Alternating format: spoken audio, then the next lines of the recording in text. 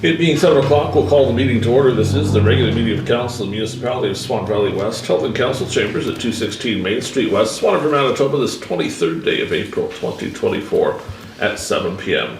Present this evening, myself, Reeve, Gade, Councillors Burick, Blosha, Kushniryk, McGregor, and Neely, and by special appearance, Councillor Zbirun made it here a few minutes before the meeting as well. We had expected he may be away, but thank you for making time to come. Our interim CIO, Pat Ellingson, is here. Our videographer, Jeremy Bergen, is here. And so far as yet, we only have just one person in the gallery. But that may change because the public hearing is coming up soon. We have modified the agenda recently to remove that notice of absence. So anyone that saw that on their agenda, it's now gone. We're going to head to number 2, the public hearing. Be it resolved that we adjourn the regular meeting of council to attend the public hearing for the 2024 financial plan at 7:01 p.m. Is there someone who would like to move the resolution? Wow. Councillor Neely will take Councillor Burick there as well. Any discussion? Hearing none, we'll call the question. Those in favor? That is carried.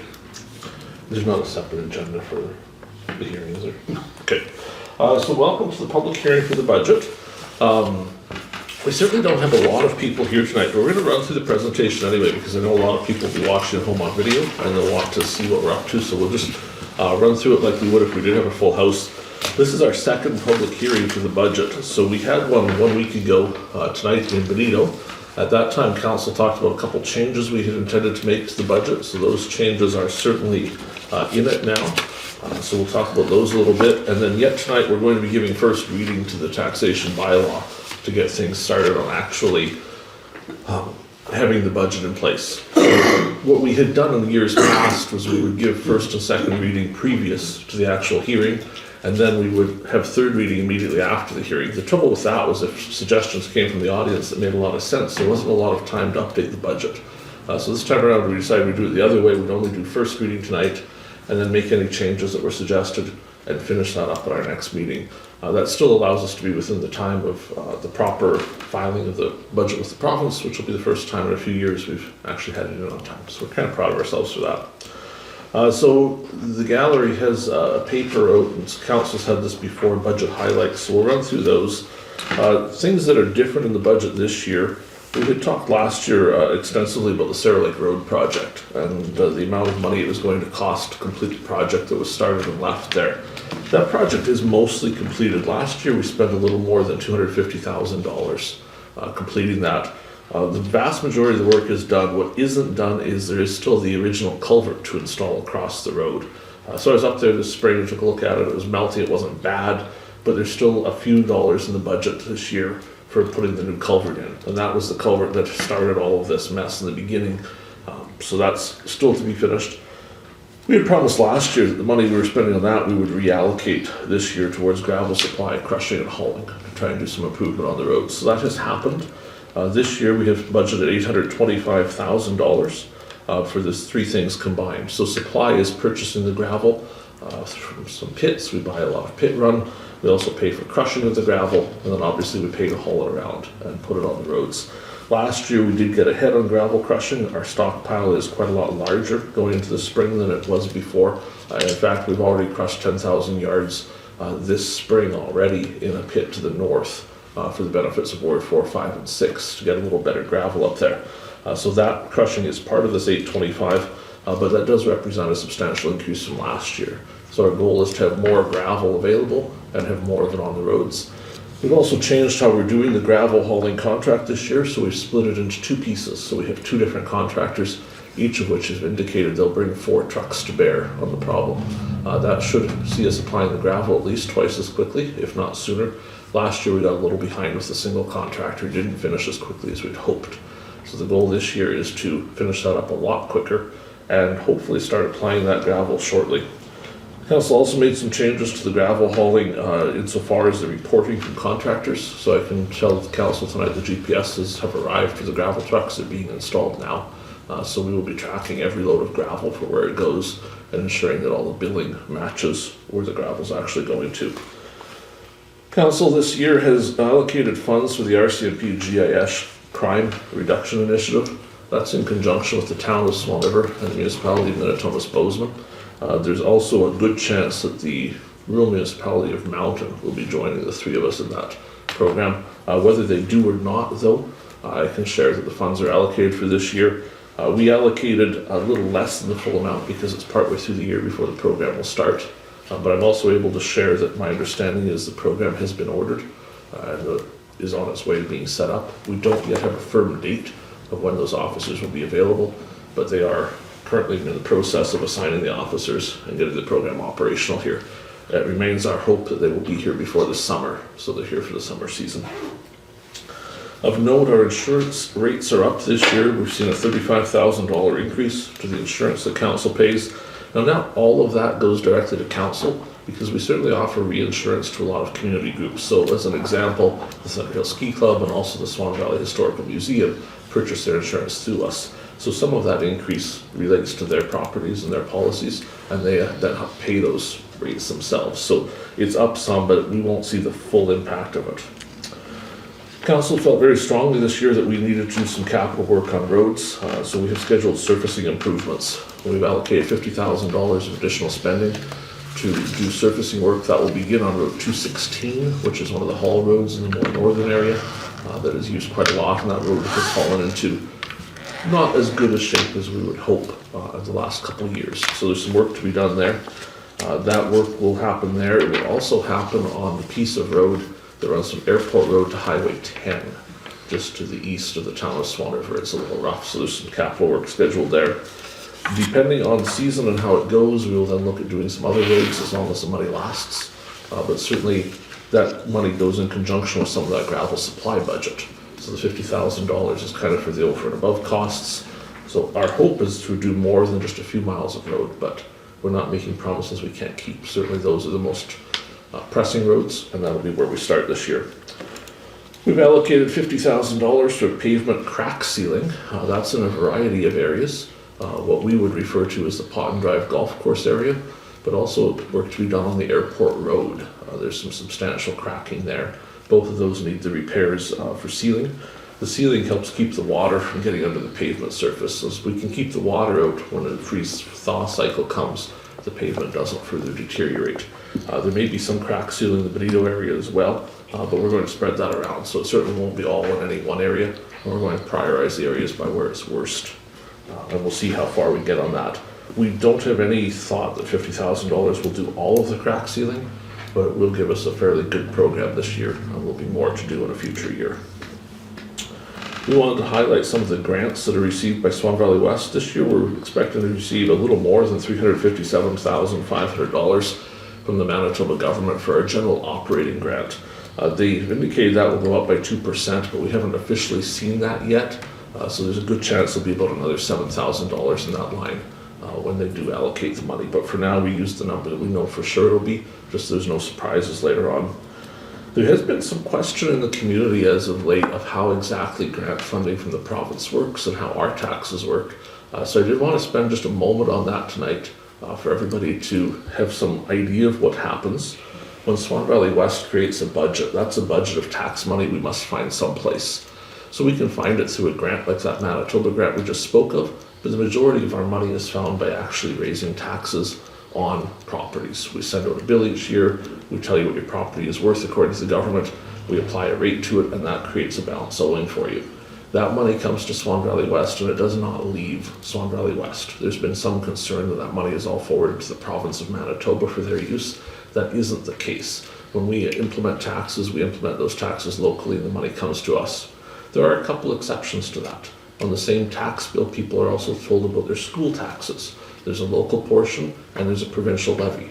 The provincial levy portion of their school taxes does get forwarded to the province of Manitoba, but the portion of the tax bill that says Swan Valley School Division local taxes goes directly to the Swan Valley School Division without provincial involvement. And 3 times a year I have the privilege of walking a check over there and shaking their hand as I watch $1 million or more disappear to the school division. So certainly those taxes do not go to the province, and there was that concern out there. So I just wanted to make sure that everyone's clear on that. Swan Valley West is a net importer of provincial money. We receive money from them each year. We do buy a few services from them.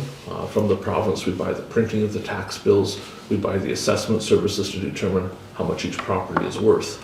But overall, we receive more money from the province than we ever send to them. This year, that's even more the case because the province has allocated $500,000 towards the Benito Fire Hall replacement project. That money has already been provided to Swan Valley West and is being held in a reserve account, waiting for the project to take place. We're also scheduled to receive $166,088 of federal gas tax money this year.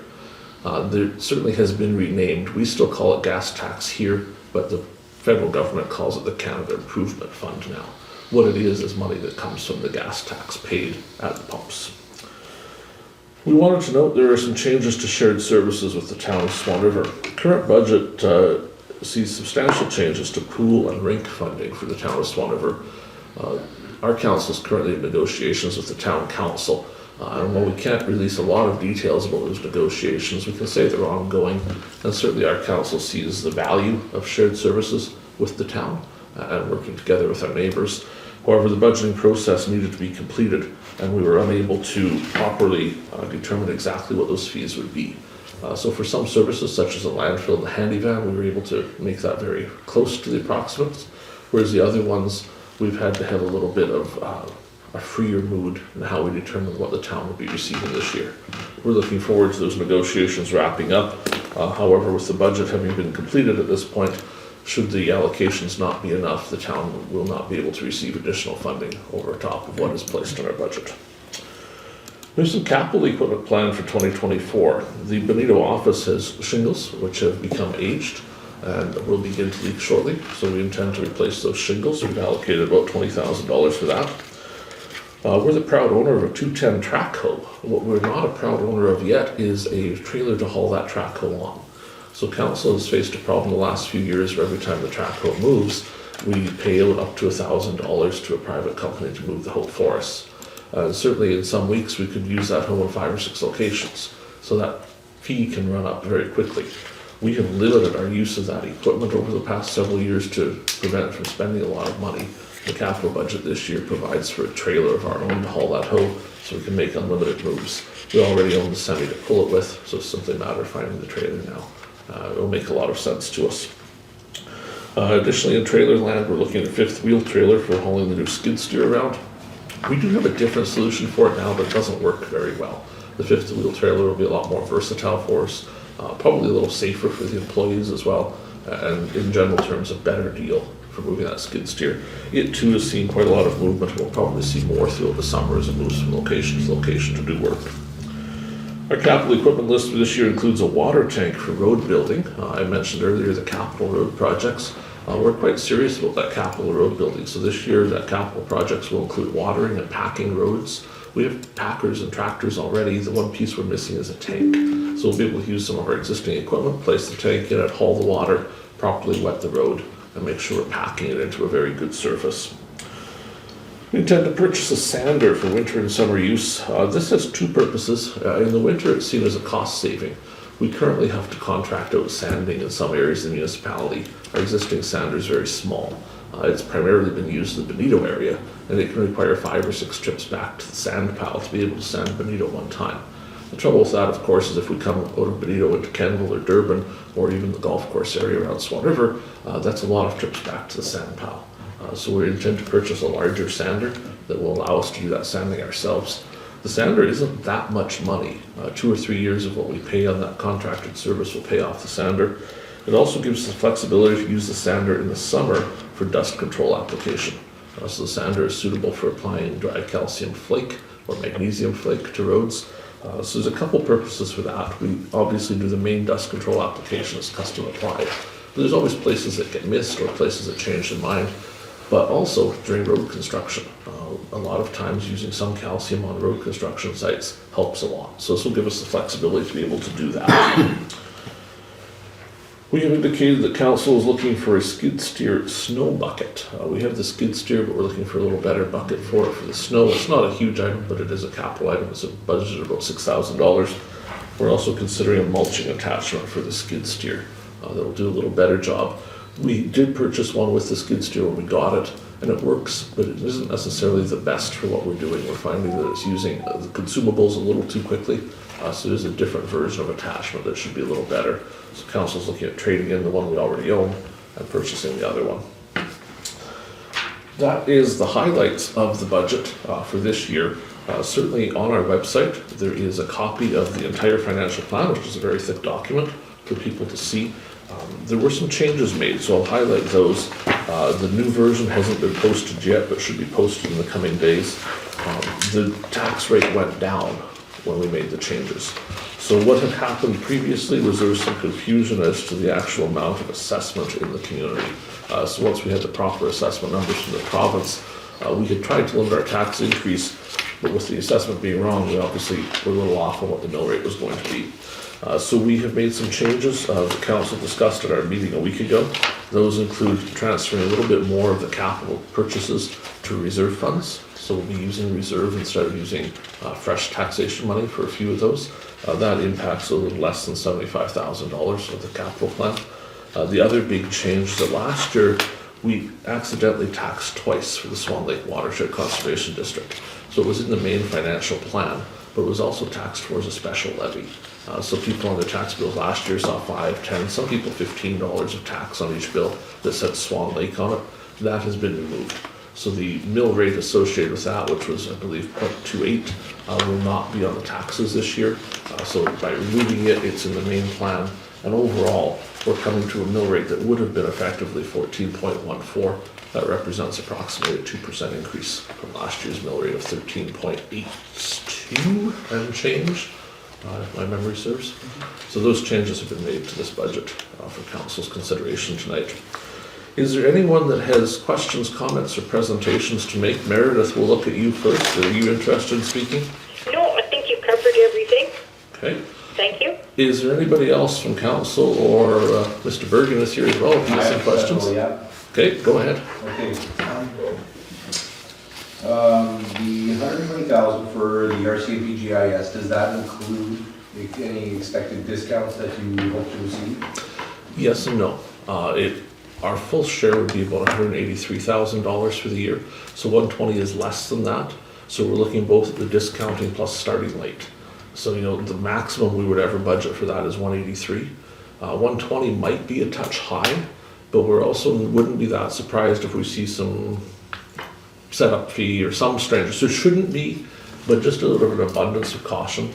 There's a couple budget lines, and that's one of them, where we allocate the money to that, but our hope is it comes in a little bit less, and we can take that money and put it back into the reserves we're drawing down this year. So the 183 would have covered the whole year with no discount? That's right. Yes. Okay.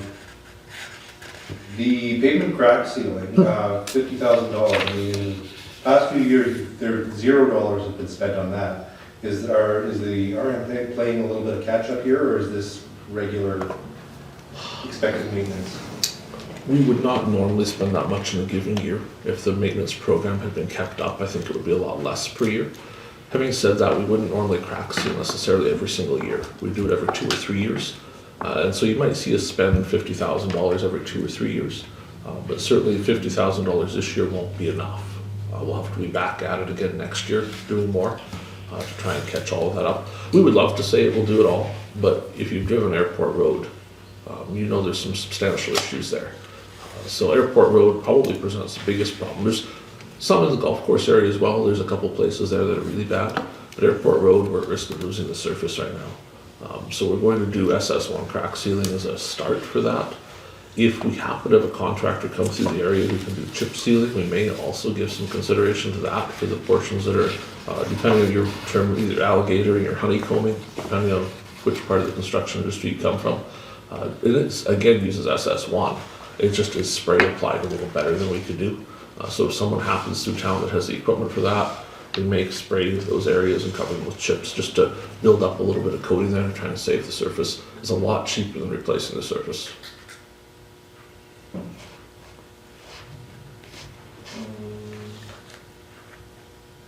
The Benito office, I'm just curious, what is that building still used for? So at current, it's used for LUD meetings. We did use it a week ago for the financial plan hearing in Benito. We haven't made any firm decisions about what will happen eventually. There's certainly several on council would like to see staff return to that office. That isn't something that's necessarily considered in this particular budget, but it's not a building council's willing to walk away on yet either.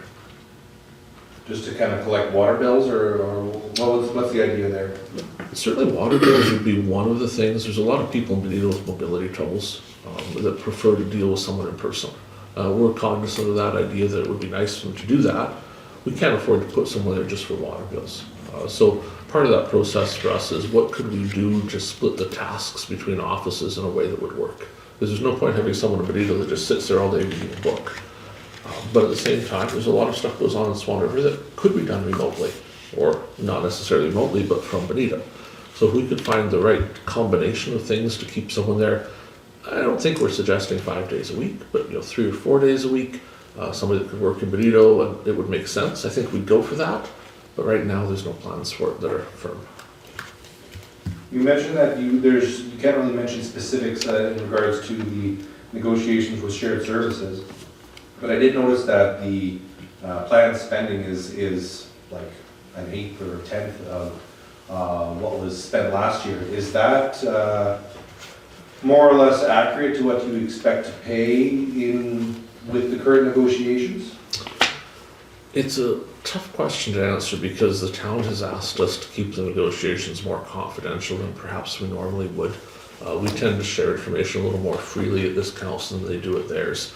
So with respect to them, we're trying not to commit to exact negotiations with them. What I can say more generally is there's a few things at play. So the old allocation used to include a payment for the Swan River Fire Department that no longer exists. So payments that had been under shared services for that are now part of the Swan Valley Fire Board. So if nothing else had changed, there would be a substantial reduction in shared services spending because that's been removed from it. But outside of that, it doesn't take a rocket scientist to look at our budget numbers and see that the spending schedule for the pool is currently close to zero. That is a topic that has been near and dear to the hearts of not only many on council, but also a substantial amount of the electorate. They question our spending on the pool and the methodology for how it's arrived. For the first 4 years, we were limited to $100,000 a year of pool spending. We inherited a new agreement with the town that did not have that limit. So we've seen spending escalate up to $150,000 a year. So while there's a little bit of money allocated there for the pool, that relates more to leftovers for the first 17 days of the year when we had an agreement with the town on the pool. Council has not closed the door on supporting the pool or supporting other facilities in Swan River. We do have an allocation in the budget that appears as I believe it's called recreation contingency of $86,000. If we were to come up with an agreement for shared services on some things, that contingency could be used to pay for it. Council's discussed that the contingency could go to other things as well. That's why it doesn't say Swan River on it, it says just contingency. We understand that some of the funding partners for the Thunderhill Ski Club are not particularly interested in funding their share of the new magic carpet lift. So it's possible that the council may use some of the money for the magic carpet, but no decisions on that will be made until we have an agreement with the town of Swan River, or at least have a much better handle on those negotiations. We served notice about a week after the fire board was signed and created, terminating the existing shared services agreement. That was 90 days notice. So we, at the time, sent a letter to the town asking that they negotiate a new agreement with us before the expiry of the old one. It was not our intention to see the agreement lapse with them. We wanted something new in place. Unfortunately, the town was very busy and they were unable to make time to meet with us until about a week and a half before the agreement expired. So we have successfully had one meeting with them between our committee and theirs. We're currently waiting for the town of Swan River to return to us with some information they promised us on shared services. We've had discussions with them a couple times without us meeting, just by written communication. They had some trouble remembering what it was they were to bring to the next meeting. So we've reminded them what the list of things was that we wanted to see. And again, I don't want to get too specific, but council feels that it's important that shared services show fairness and equity amongst the valley. So certainly we're not the only neighbor of the town of Swan River, we're not the only partner in the valley. And we wanted the town to provide some information to us that would further clarify how it's equitable to all partners of the 4 municipalities for funding shared services in the town of Swan River, to make sure it wasn't a case of one municipality funding and one not, but yet receiving the same shared services. So that's what we're waiting on. We've been circulating meeting dates as of late. We proposed a couple that weren't acceptable to the town. We suspect sometime after the 15th of May, when budgeting is wrapped up, we'll again get back to it. But at that time, we'll only be holding our second meeting on the shared services agreement. From how the first meeting went, I would forecast we're probably 3 or 4 meetings away from an agreement. So it could certainly stretch through the summer. It might be fall before an agreement is reached, but we're committed to doing our best to reach one. So if I understood you correctly, the $10,000 that has been allocated to the pool and to the Centennial Arena, that is intended to cover the existing contract? So the contract we have with the town of Swan River provides that they send us 4 invoices a year. They're invoices quarterly. And the invoices work on a look back at the previous year. So for example, in the first quarter of 2023, we were to receive an invoice from the town for 25% of what they guessed the cost would be for the next year. And that would be based on the 2022 year numbers. Obviously with COVID, that was a little hard to calculate, but that's generally how the agreement was working, and some guesses were being made. We didn't receive that invoice for quarter 1 of 23. We didn't receive the second invoice for quarter 2. We didn't receive the third invoice for quarter 3. So coming up to budget year end, we were left in a scenario where we had a lot of money sitting in the budget for shared services that had not been expended at all. So we returned to the town and asked where might the invoices be, because we can't pay them without the invoice. My understanding is that the town has had some confusion internally. They thought there was no shared services agreement in effect, so they had not invoiced anything, thinking that they weren't receiving anything from Swan Valley West. We showed them the agreement, so it definitely is in effect, and we will honor it. So we received an invoice from them for 3 quarters of the year, just a couple weeks before year end. So we paid that in the 2023 year, but at the time they sent a note saying that they wouldn't be able to process the final invoice that we should have had at the end of December until February or March of 2024. It's now coming to the end of April and we haven't yet received the invoice, so we're not sure what it is. It will have an adjustment factor, so say for example the pool costs less to run than the thought was, they may owe us money or we may owe them less than 1 more quarter. So we were unfortunately left with kind of guessing. We took the $10,000 amount for the pool, and the $10,000 for the rink is probably what it will be, but the agreement did run until the 17th of January. So there's still 17 days of January they could bill us for. We have no idea if they will. I think what comes of the negotiations with them will answer that question, but the allocations you see specifically to the Centennial Arena and the pool are based on services we already consumed in 2023. I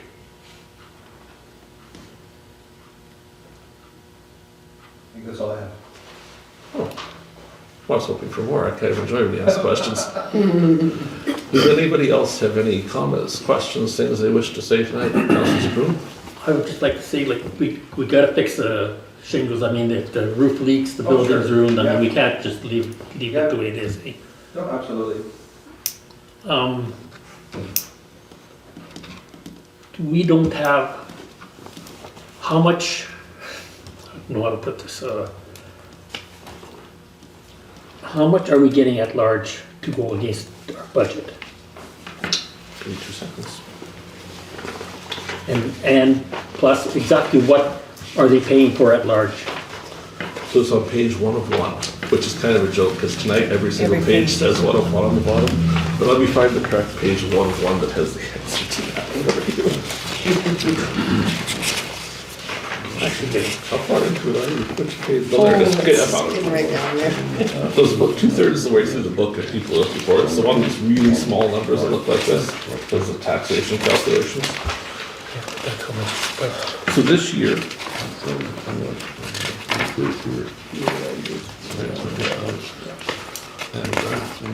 so the number I'm going to quote is inclusive of a few things, which is inclusive of grants in lieu of taxes. So if you get really into the technical parts of how taxes work, there's some property we're not allowed to tax, but then the province gives us a grant for it. So the at-large taxation this year is $4,200,006.92. At large contains everything except the special expenditures for the LUD of Benito. Those special expenditures are garbage collection. I believe there's an allocation for sidewalks. There's an allocation this year for recreation. and there's an allocation for their general reserve. I looked to our LUD rep, did I get them all or did I miss something? The LUD committee. LUD committee as well. I didn't see a recreation. You have that page, did I? Byron? Five items. No, I left my paper in I missed that. the truck.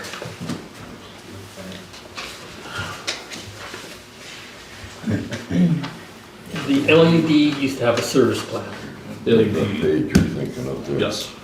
and there isn't one anymore. So service plan is basically what they've presented with the listings of budget. Certainly it used to be a multi-page document. This year it's more just a one-pager that indicates each service and the amount of money allocated to it. The format's different as well. Yeah, it's the same basic document, but the formatting is different. So if they don't budget it, is it actually taken off? So if, say for example, garbage collection is probably the easiest one to look at hypothetically. So they've budgeted is it $6,500 for garbage collection this year. So if we're able to provide that service for $3,000 to the LUD still pays $6,500 for it. No matter what it costs us to do it, that's the amount they pay. Now with some caveats, if something happens and we find that garbage collection costs much more than $6,500, we have the ability to go back to the committee and say, well, we're sorry, garbage collection is actually going to cost $12,000 this year. What do you want to do about it? And the committee can either choose to increase the taxes, to withdraw it from the reserve fund, or to cut the service to the level they wish to afford. So in that hypothetical situation, they could say we only collect garbage every 2 weeks instead of every week to save about half the money. But if it's allocated by the LUD for the garbage and it costs us $6,100 to do it this year, the extra $400 is essentially profit to Swan Valley West. It's withdrawn from the LUD in any case. So wouldn't it make it clearer, is if say the wages? Mhm. They don't have nobody that can say that Benito or the LUD hired their own men, right? So the LUD So- is not allowed to hire any employees because they don't exist Okay, as so an employer. then they pay at large for the wages? So the LUD pays, everybody in the municipality pays at large, including Yes, the LUD. yes. And so most wages, like in our budget, if you go through here, all of the wages appear. But then when we have allocations for something like garbage, that money is brought back to the wages. So the $6,500, for ease of accounting, we usually put it all to wages. We certainly could take some of it to gas and some of it to vehicle maintenance and some of it to wages, but it ends up the same. The $6,500 is brought back and pays for a portion Okay, of that. so what I'm getting at is, would it make it clearer if they would say, okay, out of all the wages we pay our at large, we budget so much to pay that? So if anything the LUD budgets is taxed only to the people within the LUD. That's Oh yeah, what they pay at large their percentage of the wages, right? They pay at large. So wouldn't yes. it be clear to say, let's just throw a number out there that they owe $10,000 for wages? They don't. Or whatever, but I'm just wouldn't it be better than on this sheet to say, okay, we budget $10,000 for wages? The LUD doesn't have the ability to budget for wages. Like if they put wages on there for $10,000, $10,000 would be charged to the properties within Benito for wages. And they would still pay for everything else, including the wages at large, which violates the Municipal Act. Pardon me? See, we don't pay, wages aren't a service, right? It's a service plan by name. So what we're doing on there is providing for the services, the extras, right? It's our men providing the service for X amount of dollars. And you're paying 3.5% of the wages, so can't you write down what that number is? The service plan provides only for things that are charged extra to the LUD Benito, and it's for services. So say, for example, we had OSS do garbage collection in Benito, and we had a contract with them and it was $10,000. The service plan would provide to pay OSS $10,000, and that money would be taxed to the properties in Benito on their assessment, and only the people inside the LUD Benito would pay for that. In this particular case, Swan Valley West is providing garbage collection, so the money is going to Swan Valley West instead of to OSS. So, I remember the first year number one, Brad, you told me that you're paying at large gravel, you're paying at large putting culverts in and buying culverts. Why can't we see a number? We do see a number. We see a budget for the entire Okay, municipality. so why can't they budget, I mean, they do this, So why can't they put on there X number for culverts, X number for gravel, so we know how much? So are you wanting them, like, this is a list of what they pay extra compared to everybody else, so you wanting them to pay extra for culverts? No, I just wanna see how much they're paying, so that I know when I look at our budget and it says 4 point whatever million or 3 point whatever million, I can say, okay, $100,000 of that is coming from the LUD at large. So in that question, Excuse me. I don't want you two to start fighting. I know you will. There is, like, at large is at large. So we don't split out on our invoices how much Mr. Bergen pays on his taxes because that's confidential. We don't split it out for any of the members of council. We don't say how much your farm pays because everybody pays the same rate at large. That's where the mill rate comes from. So all of the services Swan Valley West provides are taxed at large. The LUD of Benito is a local improvement district, a local urban district that provides for special services. So it's services that aren't generally provided for the rest of the municipality. The most notable of that and easiest to use is always garbage collection. It's the only area of the municipality where we provide door-to-door garbage collection. Okay, so if I get this right, you have a mill rate to cover this, right? There's a mill rate to the LUD to cover those. Cover that. Yes. And you have a mill rate to cover the at-large?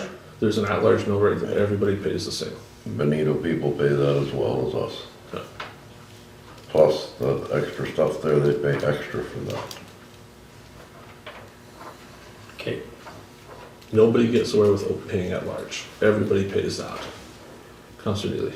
Just out of curiosity, I'll just use the garbage or pickup service.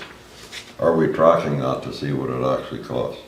The way the number was created this year was by using the number of hours it takes, multiplying by the staff time, and making it that way. So we haven't exactly done any tracking the last couple of weeks. About a month ago, we looked at garbage to see how it was going, to how many hours it was taking to collect. I'd be Benito. curious, I should say, just to see, like, maybe And it would be- 6,500 will be too much, maybe it'll be a couple thousand short. It'd be nice to know though, don't you think so, Brad? we used Public Works numbers on what they said they were averaging from the time they got to Benito till the time they were done. And then we did that by X amount of man hours and we went high on it. Not tremendously, but a little high. And certainly it's something we need to watch throughout the year. And see, we've made some changes, I think everybody knows, we've made changes substantially to how garbage is done in the last few months. So we're now picking up with a different garbage truck, and we've cut the service in Benito substantially. So at one time, we were providing garbage service 2 people for the entire Monday, and then also half a day on Friday each week. So that's been cut now to about 3 hours, 2.5 hours on Mondays only. So there's no service provided on Fridays to Benito, and the amount that's being used in Benito on Mondays is substantially less. What we're finding is we're actually able to do all of the current garbage in less time than it took to do Benito. So that involves Bozeman, Kenville, Durbin, and then also the Benito pickups, plus the emptying of the truck and such. It's taking less time than just garbage in is Benito that used the to. actual pickup time, or is that the highway time driving out there and everything? From when the truck leaves the shop to when the truck returns finished. that right? Yeah. It's only taking us about 6.5 hours to do the entire municipality, where it used to take us around 6 to 8 in Benito, and then again on Friday. A lot of that's the dumpsters, because when people were running garbage cans in Benito, businesses couldn't hold enough garbage. They needed to be emptied twice a week. With the dumpsters we've provided now, they're able to hold the garbage for the whole week. But it's also more efficient. We've cut the back alley pickup in Benito, so we're driving down fewer streets there, taking less time with the truck. And the truck isn't having to be emptied as much. The old way was a flat deck truck that would get full. And we'd sometimes make 4 trips to the landfill each day. And a lot of that time was eaten up driving the truck to the landfill, emptying it, bringing it back, whereas now it all fits in one load. So we're saving a lot of time that way too. Which is why we've seen a change to what it costs. Councillor Neely? Just a question to Brad here. When you were doing your figures to figure out the cost of garbage collection, how about maintenance, depreciation and stuff on the vehicle? Are you allowing taxes at large to cover that? I would say that's at large. We're paying for the manpower of going door to door. If we did it as dumpsters. It's a question. I'm Yeah. just asking, you know, like, because we're picking up in other areas at large, right? Yes. So, And there's been a bit of gray area. So the garbage truck was purchased with reserve funds from the LUD. yeah, You know, the entire garbage truck and all the dumpsters. So certainly if we were trying to make everything perfect, we would have allocated some of those costs to at large. The LUD was gracious enough. And the reason they did it, like it's not just charity on their part. By having the truck and doing it differently, they were able to achieve these savings this year. So they gave up $50,000 of their money to get the truck that we may not have purchased otherwise. But the truck now benefits the entire municipality. So they're seeing a benefit in the actual cost of garbage is lower.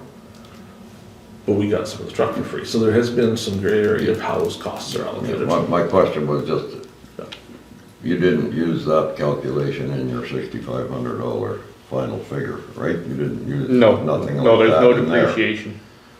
Yeah, We're straight 9 hours. yep, just asking. Councillor Blosha. Hi, I was just thinking of Byron's questions, and I think what he's kind of asking is, like in previous years, we've always showed what the tax impact is, like, so what's the rural, how much, the percentage, we want to see where the percentage is going up, and want to see what is the LUD percentage, is it up, or is it the same, or is it down? I think that's kind of what you're asking in a roundabout way. Because we used to always have it on kind of like your highlight page, say, okay, this is the increase, we're going up 1.5% this year, LUD's going down 1.5%. Could you tell us that, I guess? I can take a stab at it. Yeah, Last year- doesn't have to be Yeah. exact. So when we did this last year, we took a lot of flack from people that came to the hearing about how we calculated those numbers. And they took issue with the calculations. And the reason for that is things are always changing in the municipality. So we have a mill rate, and we can compare based on mill rate. So this year, with the changes to the Swan Lake billing, the at-large mill rate is about 2% higher. But that doesn't tell the whole story. For example, Richardson Pioneer completed a brand new elevator project partway through last year. So this year, the assessment is higher for the municipality, and not only because of the elevator, but that's a very notable example of it. We see things change in Benito. One of the industrial areas there has built a new shop. So the assessment number changes too. So where we tend to look at the mill rate and say it's a 2% increase on mill rate, you can look at it and compare that to the old assessment or the new assessment. You can compare that to how much we're actually generating or how much we're not. And that is also impacted by how much the province and the federal government gives us, because we take all of that off the top and come to a number. So mill rate wise, at large, it's about 2% increase this year. For the LUD, it is a decrease. I didn't run the numbers, but the decrease for them is $15,000 savings in garbage. Easily put, the mill rate's the last figure you get, It is. right? The mill rate is a calculation based on what do we need to have versus how much assessment there is, and then the math ends up at the mill rate. Now, council has budgeted at times, and this year is one of them, with our eye on the mill rate. So if we use the same mill rate, but we have this new assessment, what does that generate? A lot of money. It does. And so we say, okay, well, it's generating $100,000 more anyway. So if we kept the mill rate the same, we would technically say, well, it's 0% tax increase because they built a new elevator and they're paying their share. When in reality, you could argue that's still an increase. People only look at the dollars. Exactly. The mill rate can stay the same, but if their taxes go up $1,000, they notice it right quick. Well, that's why I was just asking. We don't need to raise more money than we need, No, right? So, I mean, we need so much to operate a year like any business. You gotta have so many dollars to open the door. If you look back in history, and in years past, like Swan Valley West used to operate on less than $3 million a year. Yep. A few years ago, and it became 3.5, it became 4, and this year it's at 4.2. It's going up, and I don't think anyone's totally surprised. No one likes that. Well, wages went up everything Well, goes up. I everything mean, goes up. if you don't go up a little bit every year, all of a sudden you gotta do it in 1 year, and then you're really gonna hear from the people, because you won't hear much if it stays the same, but if it goes up drastically, then you're gonna be catching it. So, There's some things, because some weird things happen. So, for example, in Benito, where that building is completed around now, that isn't in these assessment numbers yet. But there will be an adjustment to come, where that owner of the building is then billed taxes at this rate on that building, which is almost like bonus money will be collected and come in, but that doesn't necessarily form part of the service plan. So that money just ends up in general revenue for Swan Valley West. yeah, when it's finalized. That's fine. The other thing that's true too, though, if someone tears a house down halfway through the year in Benito, and the assessment goes down and they receive a refund on their taxes because of it, it cuts both ways. Typically, we've always seen assessment increase, But within those lists, and we see them at council every couple of months, there's certainly winners and losers. There's people Some who have people torn fight something it, down, and they and get some a have built. reduction, and, yeah. Last year was fairly good for us because the elevator was completed partway through the year. And so when the elevator was completed, there was a tax bill issued for it from that date until the end of the year that hadn't been previously calculated. And it was a large value project. But if someone had torn an elevator down halfway through the year, we would have been giving a refund. Absolutely. Old days when we had the Village of Benito Council, elevators left, we were losing 15, 20,000 a year. That's a long time ago. So it'll be a lot more than that now. Anything else from anybody? We'll do Councillor Zbirun, then we'll go to Jeremy. You brought up another subject, now, we're amalgamated, right? We are. The village has no machinery, no workers, no nothing there. And that hasn't, we haven't always seen it that way here. That's the way the rules have always been, but that's not necessarily the way it's always been seen, right? The first year after amalgamation was the most different of that. At that point, we still had varying mill rates. So for a few years, we were allowed to have an urban mill rate, a rural mill rate, and an at-large mill rate. But we've now progressed past the end of that grace period from the province, so we can only have at-large to the service plan. But certainly, those first couple of years, it didn't look a lot different than pre-amalgamation, even though it should have. Benito's mill rate was 43 or something like that, but, because they had to raise so many dollars, I'll say it again, they need so many dollars to run, and I think the budget back then was maybe $500,000 to $600,000, if I remember right, that they needed to raise to run the community. So, the assessment was low, so the mill rate had to be high. Let us do So the what finish I'm- his thought. What I'm getting at is, if we're amalgamated, now the LUD's job is to come up with a plan, bring it to council, and we okay it, right? Yep.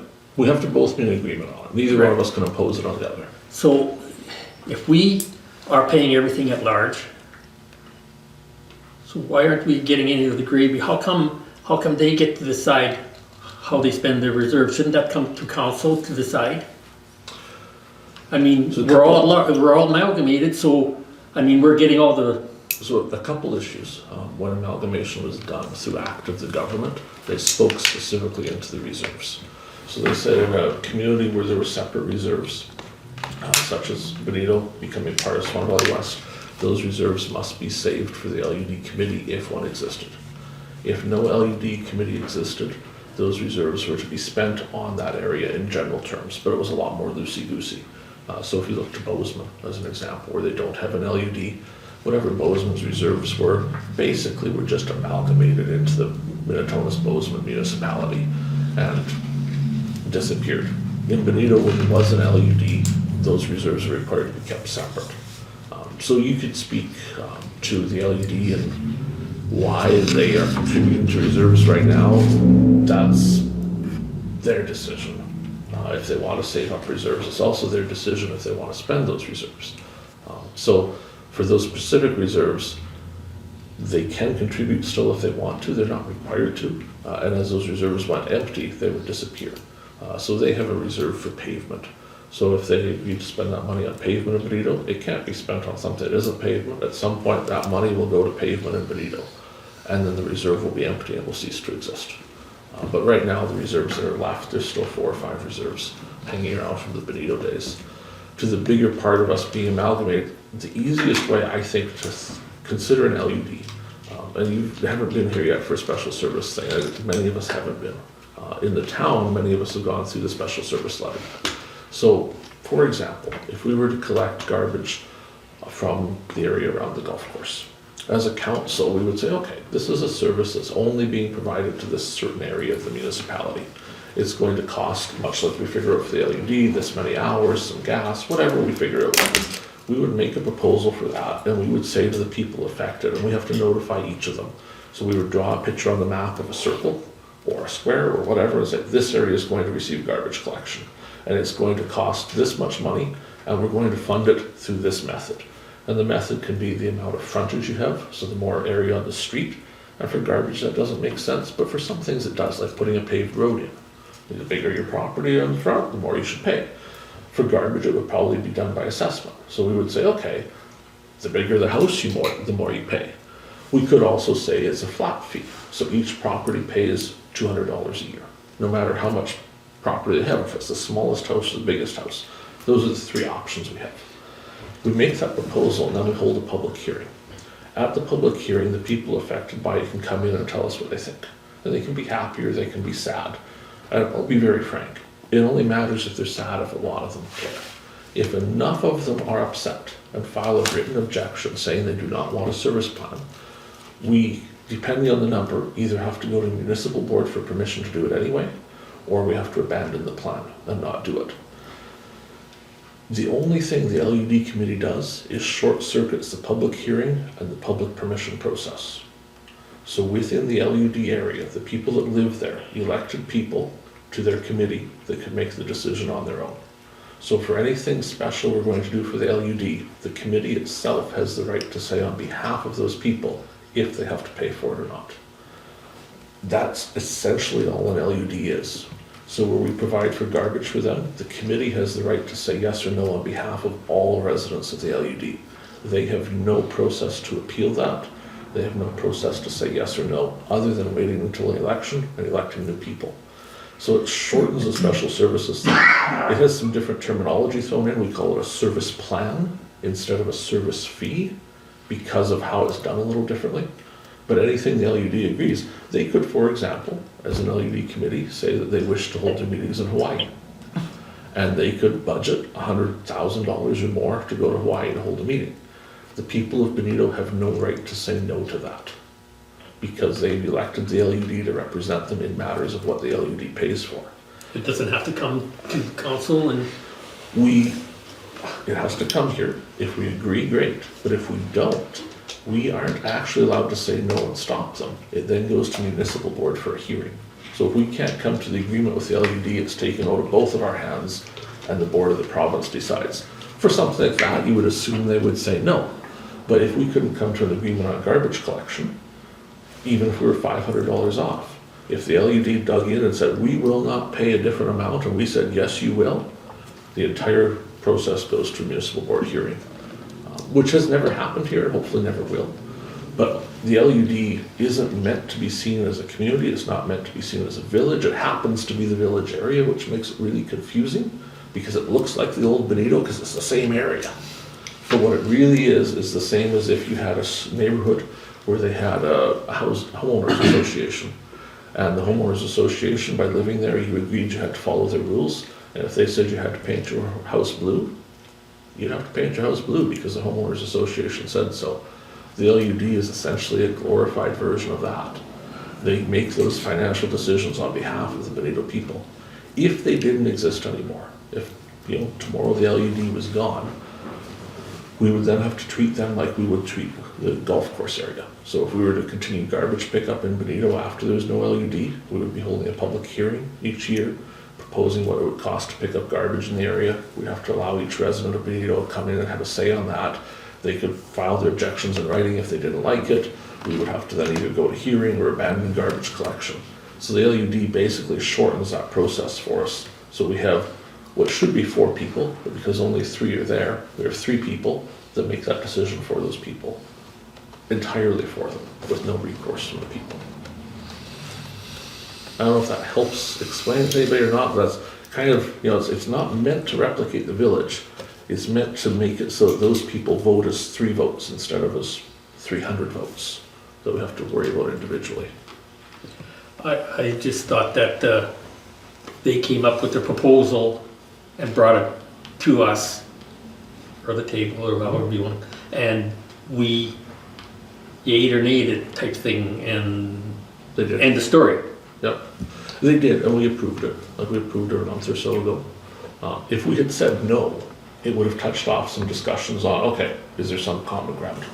Can we agree with something that we would both say yes to try and prevent that process? Because a municipal court hearing would likely be a year in the making by the time we got to hearing, and it would cause all sorts of chaos, because we would have to guess the amount, tax for that, refund it if it was a different amount. It would be silly. But if we had said no as a council, and generally, council of years past has said to the LED, what are you thinking? We want to know more about this. Do you think this makes sense? We have some input, they have some input, but ultimately they have to pass the service plan and we have to agree to it or not. We can't, like, if the service plan comes and we say, no, it's gonna be $1,000 more for this, we can't add $1,000 to it, because we don't have the authority, only they have the authority to commit to paying to something. Typically, there's some negotiations, some back and forth, but if you follow strictly to the letter of the law, whatever they pass comes here, we say yes or no. If we say yes, it's done. If we say no, it's not done yet. Mr. Bergen.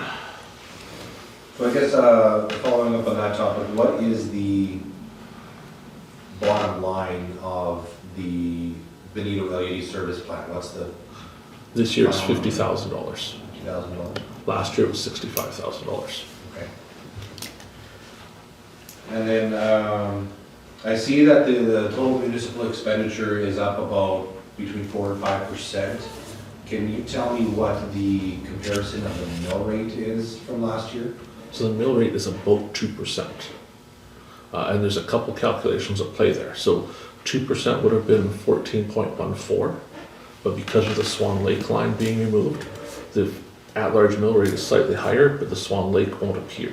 So if you add up the school division and the provincial levy and the Swan Lake and the Burnside Bridge and the at-large, now the Swan Lake is gone, but the at-large is kind of a little bigger to replace it. It's intended to be about 2%, but it is not 2.00%. It's, anywhere from 1.99 to 2. A little range in there. But we were aiming for 2%. I might have missed it when you explained it. Can you talk about what that Swan Lake line was?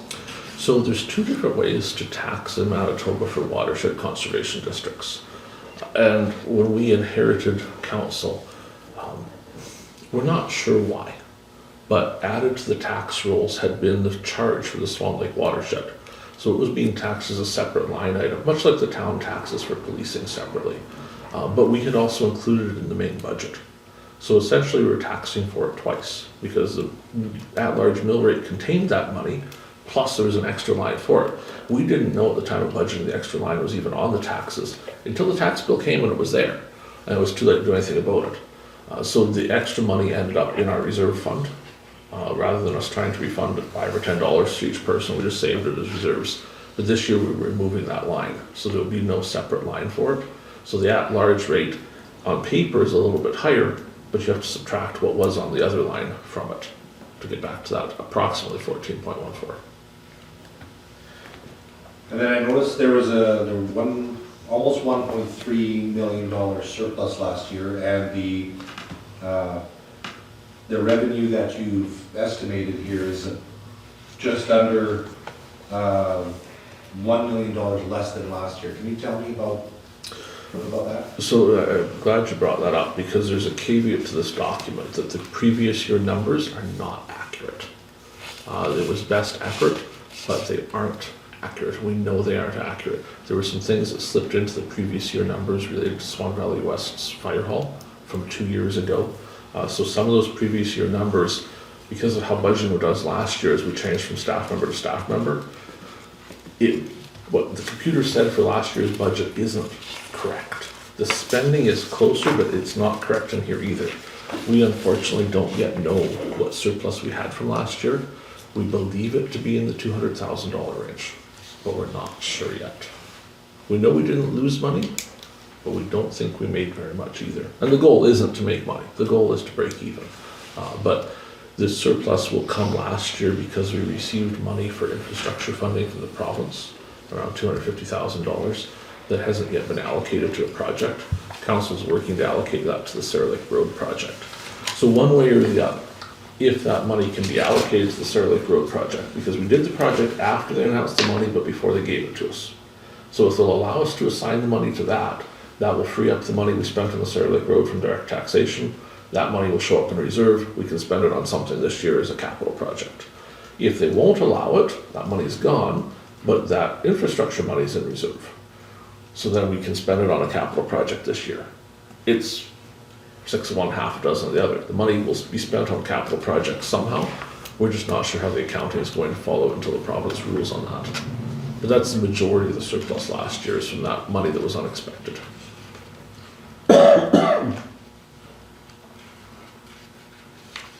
And then I see there's About $85,000 increase in fire services. Is that, are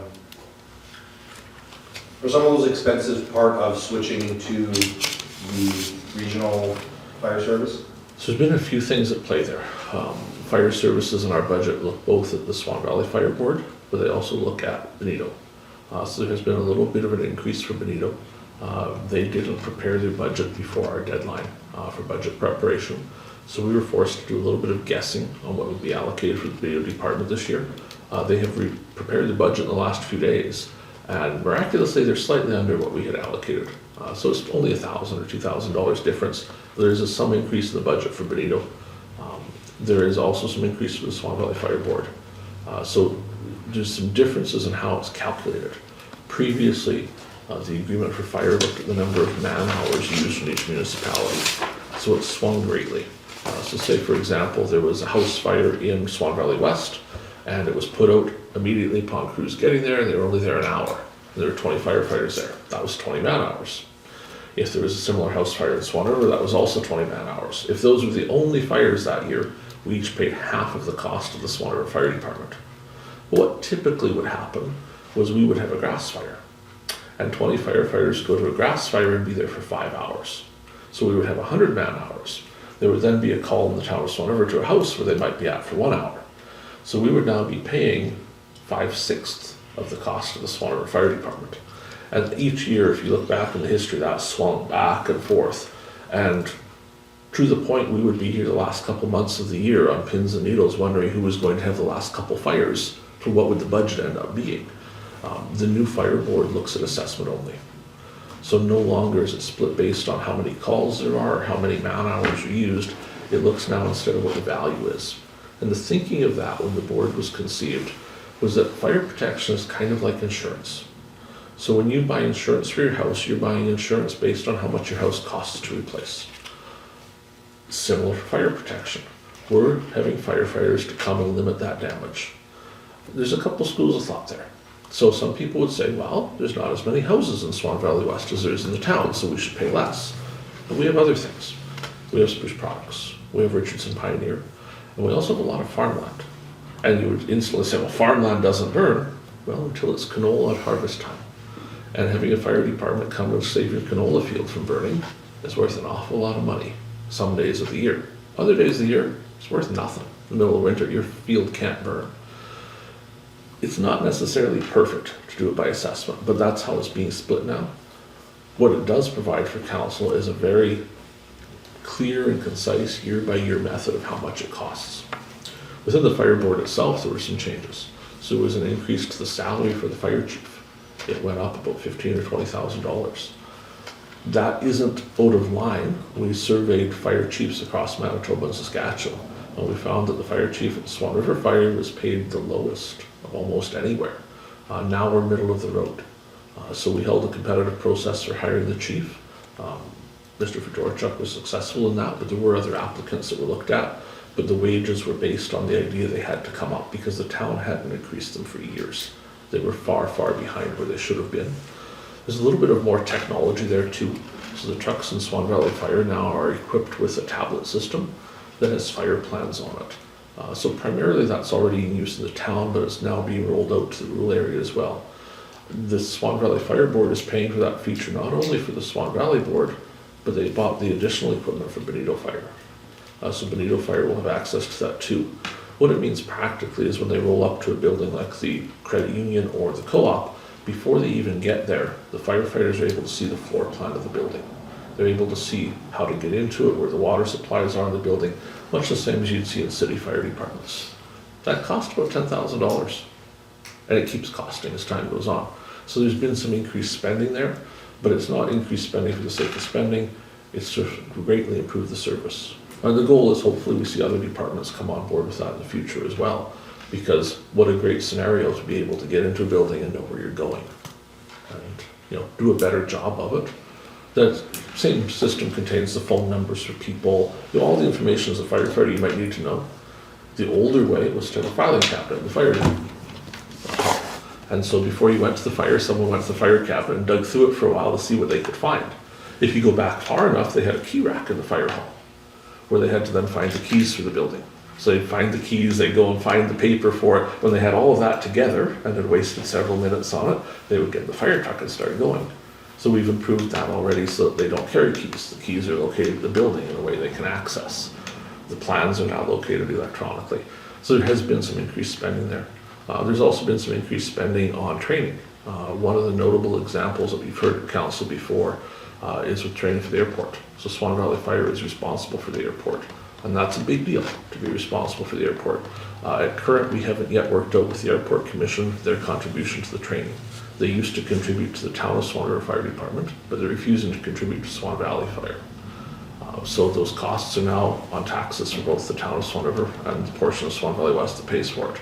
Once that's resolved, hopefully that'll come back off the taxes. And still be on the taxes, because the Airport Commission is paid for by the same people, but it won't show as much as fire, and the Airport Commission line will show it where it probably belongs because it's specialized training for the airport. Is that Yeah, absolutely. brief enough? I think that's a question to have. Okay. Anybody else? One last call. Can you repeat some of that? No. Good answer. Yes, you'll see it all online. Did this go on my laptop? Went to sleep. Yeah, mine did too. Okay, so final call. Anybody else for the public hearing? Hearing nothing, we're going to move to adjourn the public hearing. Be it resolved that the public hearing will be closed at 8:07 p.m. and we will reconvene the regular meeting of council. Is there someone that wishes to move the resolution? Councillor Neely and Councillor Kushniryk. Is there any discussion? Hearing none, we'll call the question. Those in favor? That is carried. We have a 2-1. I'm going to move that on our agenda, just pull it down into a more normal spot here. We'll throw into general business. We'll just make it work. So now, let's return to our previous agenda. We have done that and that, so we are heading to number 4, adopting the agenda. Be resolved, the agenda for the regular meeting of council held this 23rd day of April 2024 shall be adopted as presented. Is there someone to move the resolution? Councillor McGregor, and someone to second it. Councillor Kushniryk. Does anyone have any changes to the agenda they'd like to propose tonight? Hearing nothing, we'll call the question. Those in favor? That's carried.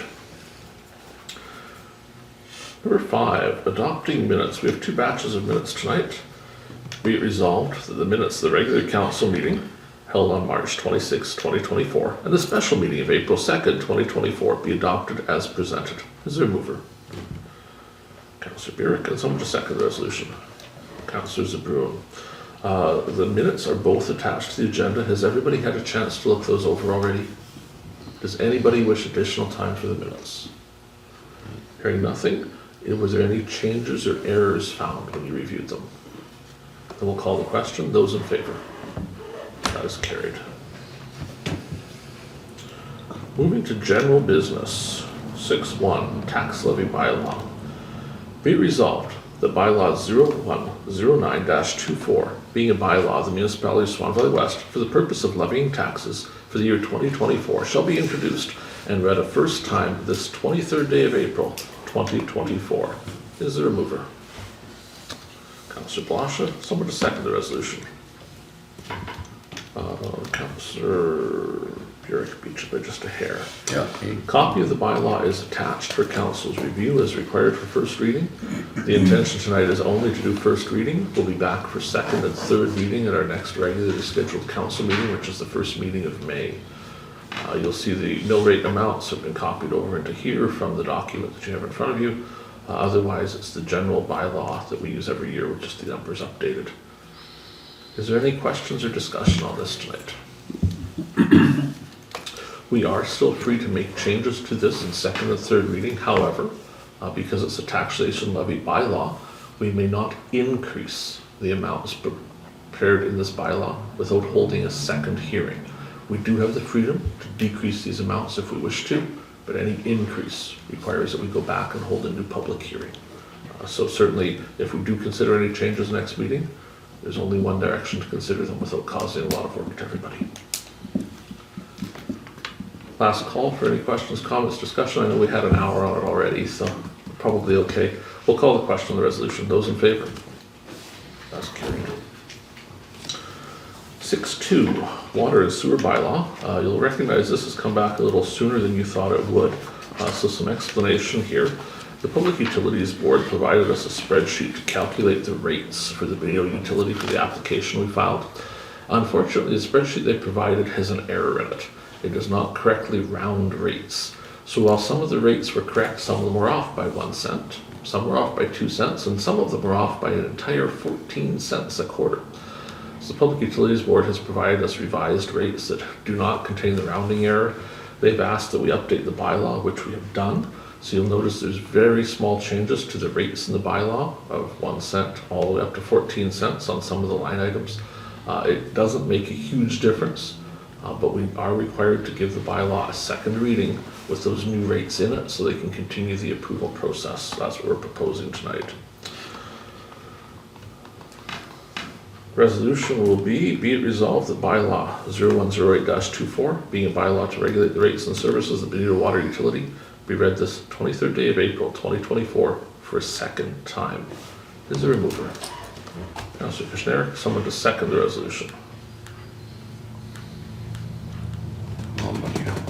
Anybody wishing to second? Councillor Neely. I'm waiting for Benito to step up to the plate. Any discussion on this? Once this is passed, we'll return this to the Public Utilities Board sometime next week. They will continue with the process. We're expecting it to be several months before we see it again. So they can still change it even though we didn't do it? They could change it again. But that's what third I reading mean, is they for. could correct it. They could correct it. They could make changes. There's no guarantee this is final, but it's probably very close. They provided us a few questions they had, so we'll answer those as well. But for the most part, they were really simple questions. So I don't expect we're going to see huge changes, but anything is possible with the Public Utilities Board. Anything further? Hearing nothing, we'll call the question. Those in favor? That's carried. 6.3.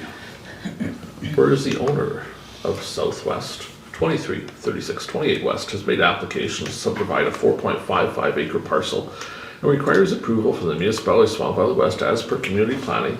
And whereas the Council for the Municipality of Swan Valley West has reviewed said application, along with a letter received from Municipal Relations dated April 2nd, 2024, and noted the taxes on the property to be divided have been paid, and further, that the municipality has no objection to the aforementioned subdivision, therefore be it resolved that we do hereby approve the subdivision of the above noted property, provided that all conditions and requirements are met as included in the letter from Municipal Relations. Is there someone to move the resolution? Councillor Neely. Someone that wishes to second the resolution? Councillor Blosha. A copy of the subdivision application is attached to the agenda if you want to take a peek at it. I'm sure some of you have already. So it shows the little lot there that's proposed. There's no substantial issues been raised by anyone to this point so far. One of the previous ones was passed away. It's just west of Swan here on 164, south of 164 a little bit. So she's selling a piece of it? Well, I think keeping part and selling part possibly. I don't know. Any further discussion? Hearing nothing, we'll call the question on the resolution. Those in favor? That's carried.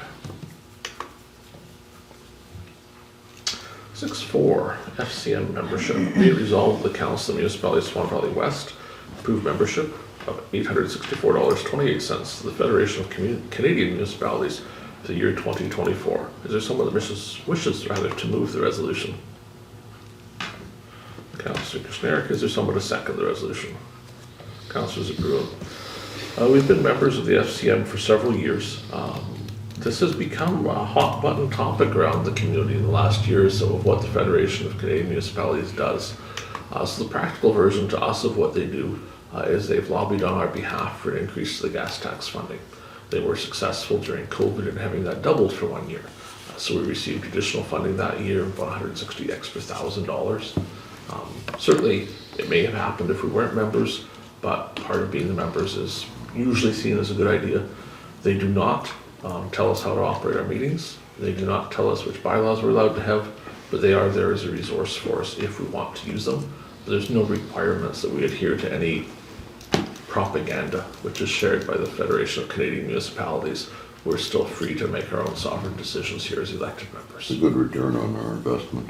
It is. We can also attend their conference if we want to. We generally don't unless it's in Western Canada, because it doesn't always make sense to go to Toronto. As fun as it might be for the Reeve to go, you can always consider. It was in Regina a couple of years ago, actually, and we did go. No. Or And it's it useful. was attended by some. And we have a rep that we can call, much like the AMM, we can call our reps and tell them what we're thinking, and it's not a bad thing. Any further discussion? We'll call the question. Those in favor? That's carried. That concludes our general business for tonight. We will head into financial items. General checks.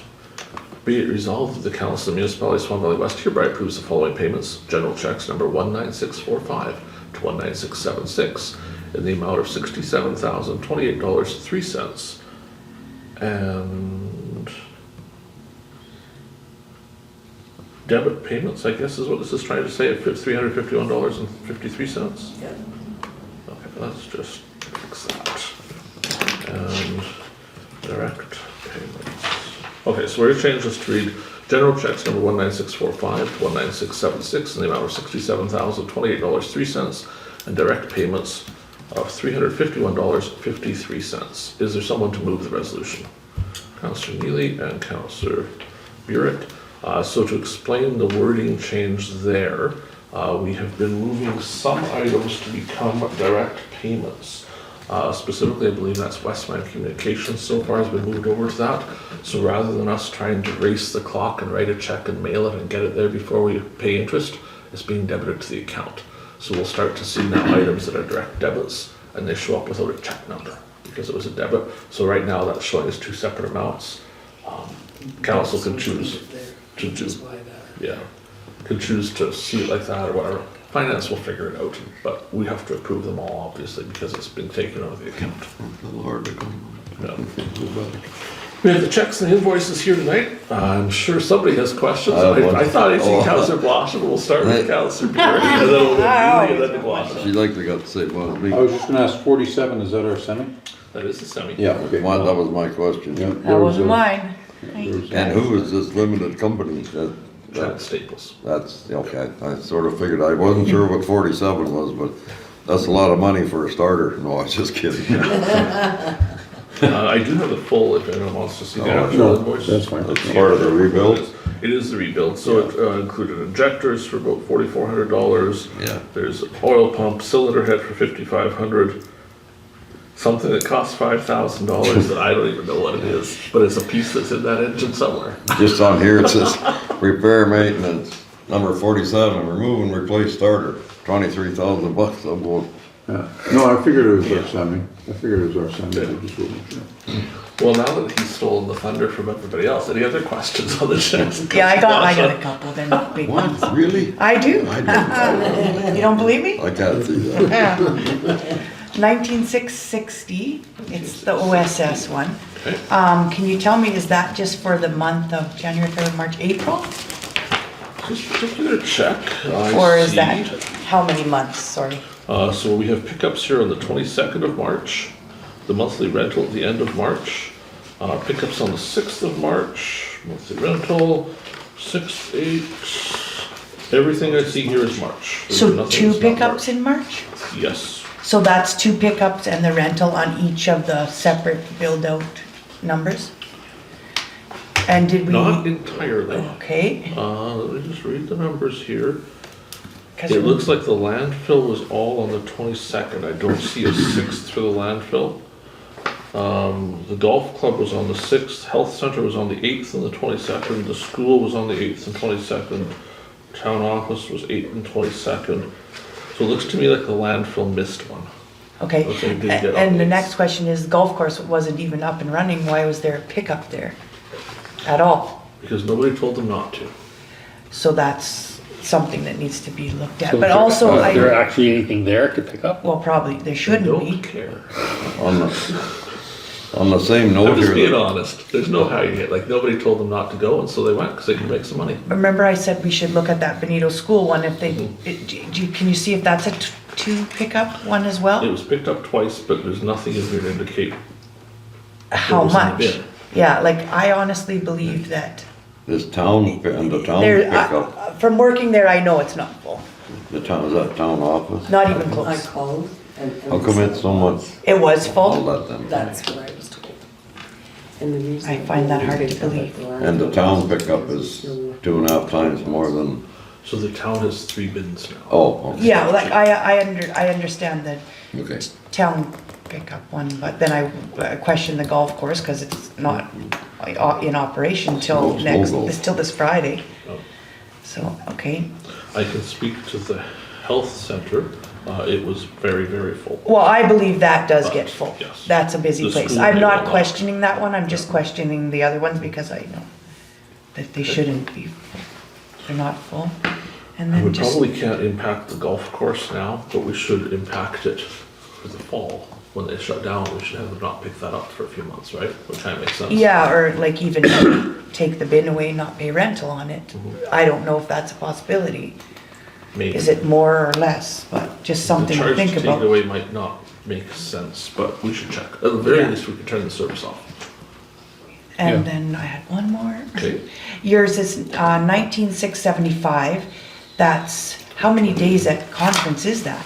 Because there's just 2 of you that went. Well, there's 3 correct? for some of it, because Scott went also. Oh, okay, well, I didn't realize that, yeah, okay, because I was just like, that seems an awful lot for 2 hotel rooms. So room charges varied a little bit. Some nights were 166, some was 171. Well, I guess that's Depending on closer to the night. weekend, yeah. Yeah. But Scott did come, he was there for the day. We had booked, what we thought we had booked was 1 night with the option of staying a second night. But what they actually booked was 2 nights.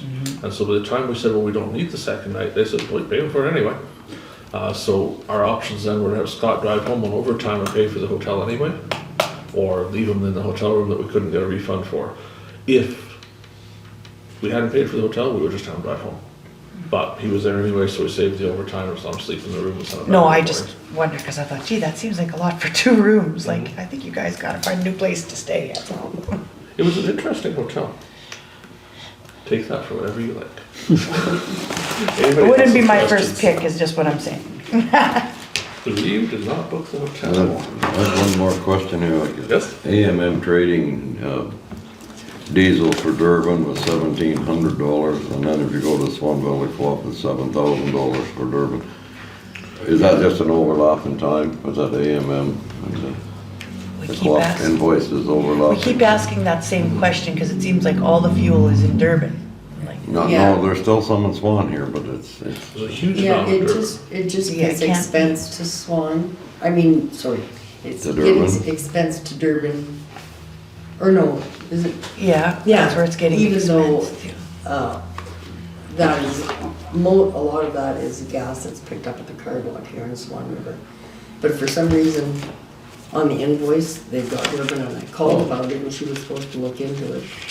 But I haven't heard back, and because it says Durban, okay. Well, as long as it's okay, I mean, I just, yeah. you know, no, sometimes it's just so far out there, you know, whoa, how can that be, you know? Yeah, a lot of that is card lock that's picked up here in Swan. Yeah, okay. Well, I gotta ask something. Carrie asks about this all the time. I'm sorry.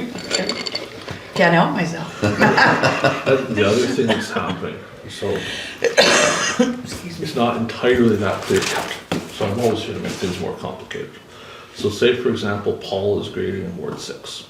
Paul can't make it through the entire day of snow plowing with fuel. So we load a truck at Durban, the slip tank, fill it. And the slip tank ends up filling Paul's machine in Ward 6.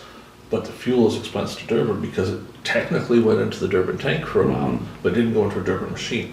So we've seen a lot of times in plowing, if they're running those longer days, we're refilling the machines halfway through the day, but that fuel's all coming out of Durban. Because the truck's coming out of Durban, the slip tank's full, it goes straight to where the grader As is. long as there's an explanation for There's, it. and that's part of it. I think in the summer you'll see I'm not it less. saying anything's fishy or anything, it just doesn't look, it looks weird, you know? Yeah. Yeah, like there's no possible way that all that fuel could have been used in Durban. I think that's a lot of what's happening in the winter. And summertime, the graders usually don't need a refill during the day. So you'll see more of it show up in Swan and less in Durban because they won't be filling them partway through. Any other questions? Hearing none, we'll call the question on the resolution. Those in favor? That's carried. Payroll checks. Be it resolved that the Council of the Municipality of Swan Valley West approves the following payments. Payroll payments from March 31st, number 362 to 375, the amount of $19,760.04, and payroll payments for April 15th, number 376 to 388, in the amount of $21,289.45. Is there someone to move the resolution? Councillor Kushniryk, and someone to second it. Councillor Neely. So we are seeing two batches here. You'll recall that we missed a meeting earlier on this month. That's why we have two tonight instead of just one like normal. Any questions? Councillor Kushniryk. It may be fixed, I have no idea. Employee 104. That's still the old rate in there? Yeah. Yes, that was an It's been- oversight. That Okay. has been corrected.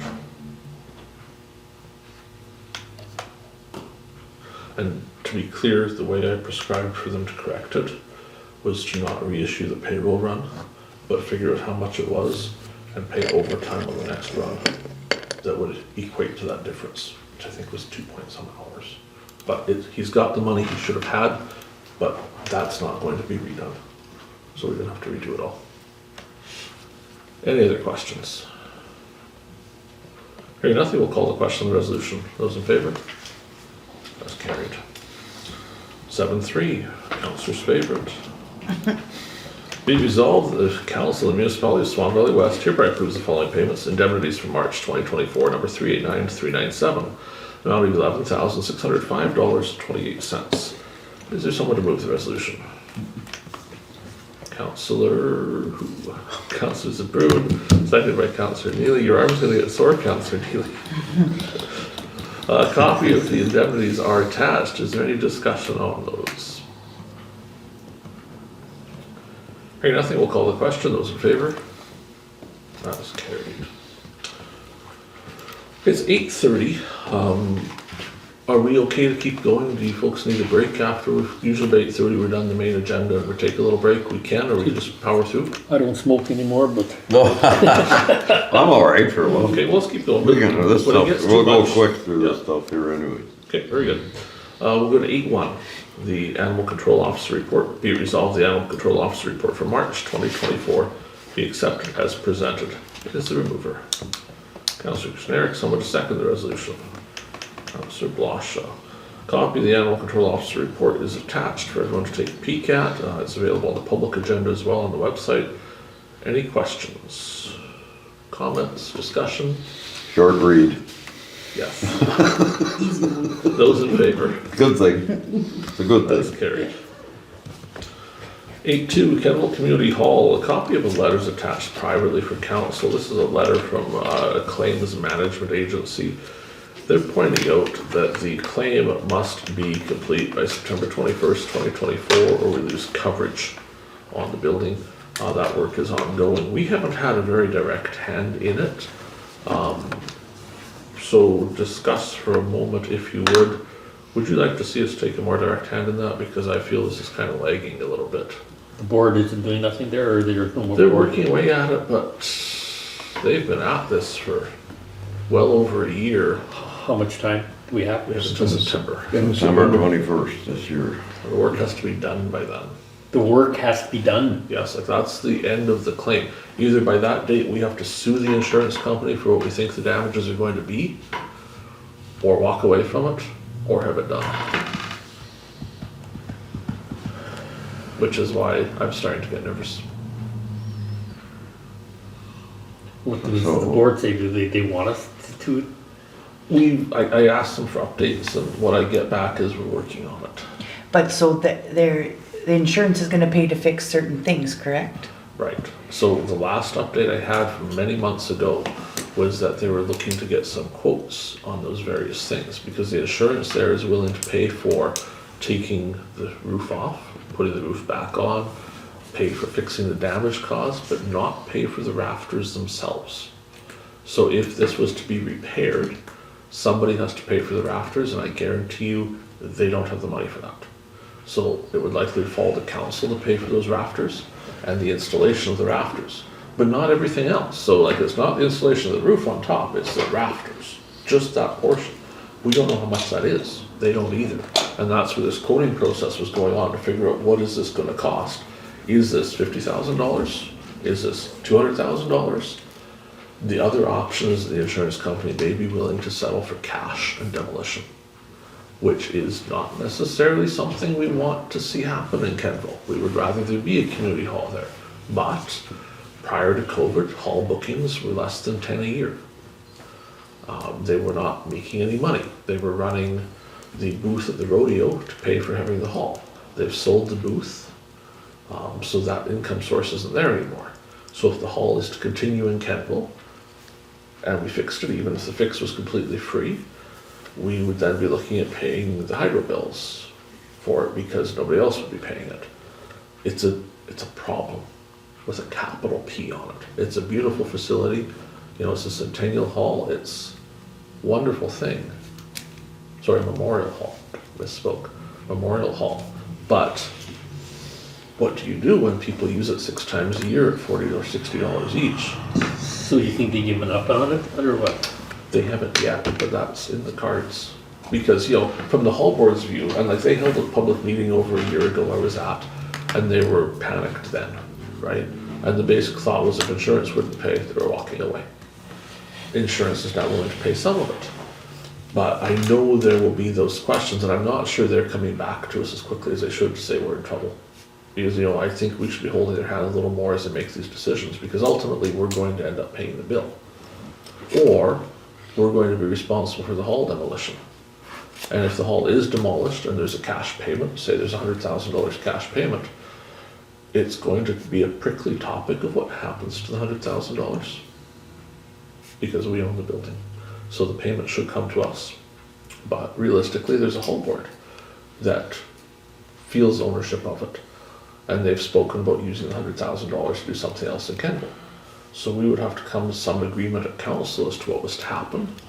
And, you know, as far as drama goes, nothing spells drama like tearing down a community hall and fighting over the money.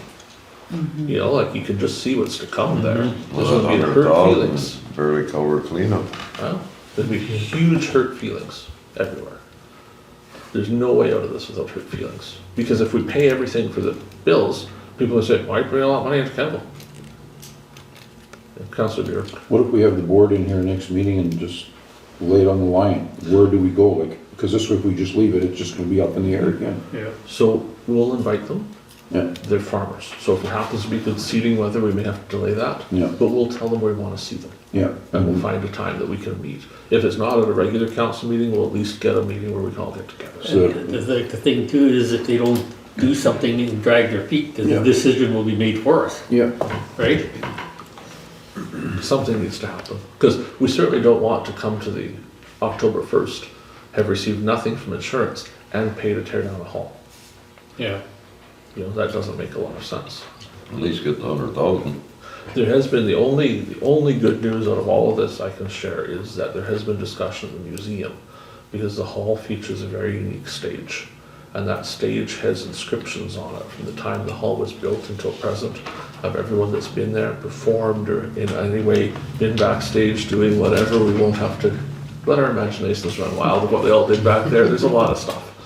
But there's been discussion that if the hall was to be demolished, the museum would be interested in preserving that portion of it, basically taking it apart piece by piece, installing that stage in the museum complex, because they're looking to put a permanent stage in. So they would then take the Kenville stage, install it as whatever. There'd be some modernization under the covers, right? You take all the paneling off, you put new 2x4s in, put the paneling back on, but make it look like it and keep all of those inscriptions as part of the heritage, which would at least let it live on in some way. yeah, that's good. That sounds, Even that would be a challenge. A lot of good dances there years ago. Okay, so the direction staff will take is that we're going to invite the whole board for a visit, and we will find a good time for everyone to have that visit. That's the best, I'd say, and then make a decision and then you do it. Okay, 3. This is a donation request from University College of the North. They are having a pinning ceremony for the diplomas for practical nursing graduating class. June 7th at the Veterans Hall. They have 5 licensed practical nurses graduating this time. They're wondering if we would like to make a donation. It's addressed to whom it may concern, so it's not specific to council. I think this was probably circulated several places. And they're wondering if we would like to make a cash donation to them towards their graduation.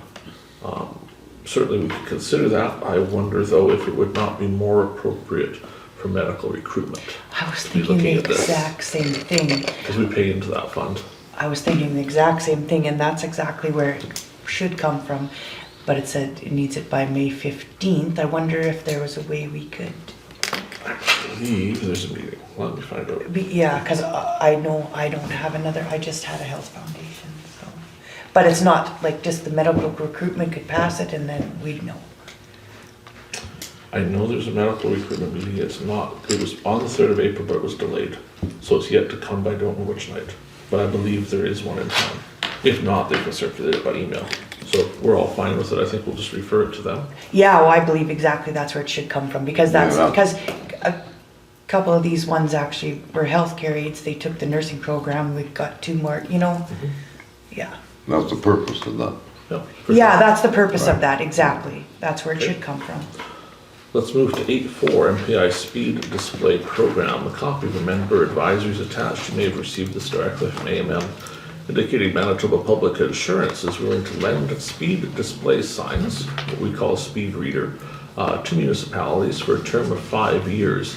They would cover the costs of it. They would like municipalities to cover the installation of it. So as you recall, a speed reader is worth between $4,000 and $5,000. So we have applied under this program for 2. There was some communication fun within the office because 2 of us saw this and both thought we should apply and thought that it was probably going to be first come, first serve. So we did apply, but both of us applied for 2 each in slightly different locations. Oh, well, that's okay. So we're hoping for 2, but you know, if we're Maybe blessed 4. with 4, we'll find a way to deal with that too. The We application bought, is we in. bought one too quick. Yeah, we Looks want that one way. too quick is right. Well, possibly, but Yeah, The more the who merrier, would ever right? guess they'd come up with this? so we did, one of the locations we asked for was the other side of Benito, and then we looked at the school zone, we also looked at Kenville, where there's been some concerns there, so that's what we proposed. We don't know what they'll Bottom come up Drive. with. We'll see River, I what mean, goes. River Road in the summer when the golf course is open, No, Yeah. but 50 don't mean nothing. no, not at all. So see if we could use. Especially when Jeremy's going to golf. We'll let You you can know, walk over it, you don't need a car, you can walk. we'll let you know if we're successful. 8.5, Economic Developers Association Manitoba Conference in Porters of the Prairie. So I've attached a copy of the whole big, long, week-long agenda. I'm sure everybody wants to go. More specifically, to Tuesday, May 28th, you'll see Module 5 and Module 6 of the Economic Developer Training. I intend to go to that. It's here to see if council has any interest in paying for it. I'm going either way because I need to take the courses to get the certification for RISE. RISE doesn't have a meeting, we can lean on them a bit too, but in any case, I'm presenting it here for your consideration. Just one day? Or you're Well- going for the whole week? 4 days? How they can have 4 days for a conference? There's a lot of coffee breaks. There is a lot of coffee. I need the training, but the other days, there's a couple things that are interesting, but not the entire days. So I just don't know. 4 days is a long time for me to be away from everything else I do. I just don't know. There's some stuff, the things that I found really interesting is that one afternoon of touring the Prairie Innovation Center in Simplot and Roquette and Southport. Those would be very nice things to see. But Can we make up a resolution then for 4 days and then you choose whichever you want? that is entirely up to council. I provide no recommendation Yeah, no, because it's Right. money spent on me. yeah, I'll write up a resolution, write it up and we'll put it to vote. So I think we'll just say, to optionally attend the Economic Developers Conference. Yeah. Would that be Yeah, suitable? yeah. And whichever day you choose or whatever. You think there's some that are very important, do it. Bring back some good info. Attend.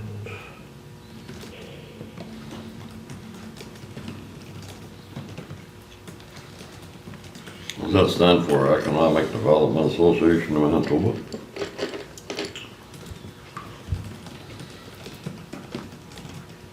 Okay, so try this out. Be it resolved that Reeve Gade be authorized to attend the Economic Developers Association of Manitoba annual conference to be held in Portage la Prairie. Is that suitable? Yep. Okay, moved by Councillor Burick. Is there someone that wishes to second the resolution? Councillor Neely. Any discussion? Call the question. Those in favor? That's carried. Number 8, workplace safety and health safe work procedures. So a copy of the email is attached here. It's a private attachment for council. As you know, Chris has taken over chairing that committee. So this is a loosey-goosey quote on providing some work for the committee, but there's no dollar values here, so we can't even make a decision if we wanted to. But I'll add some to this. So we appear to be members of the Manitoba Heavy Duty Construction Association. I base that on the idea their book shows up here every year, and only members get the books, so we must be a member.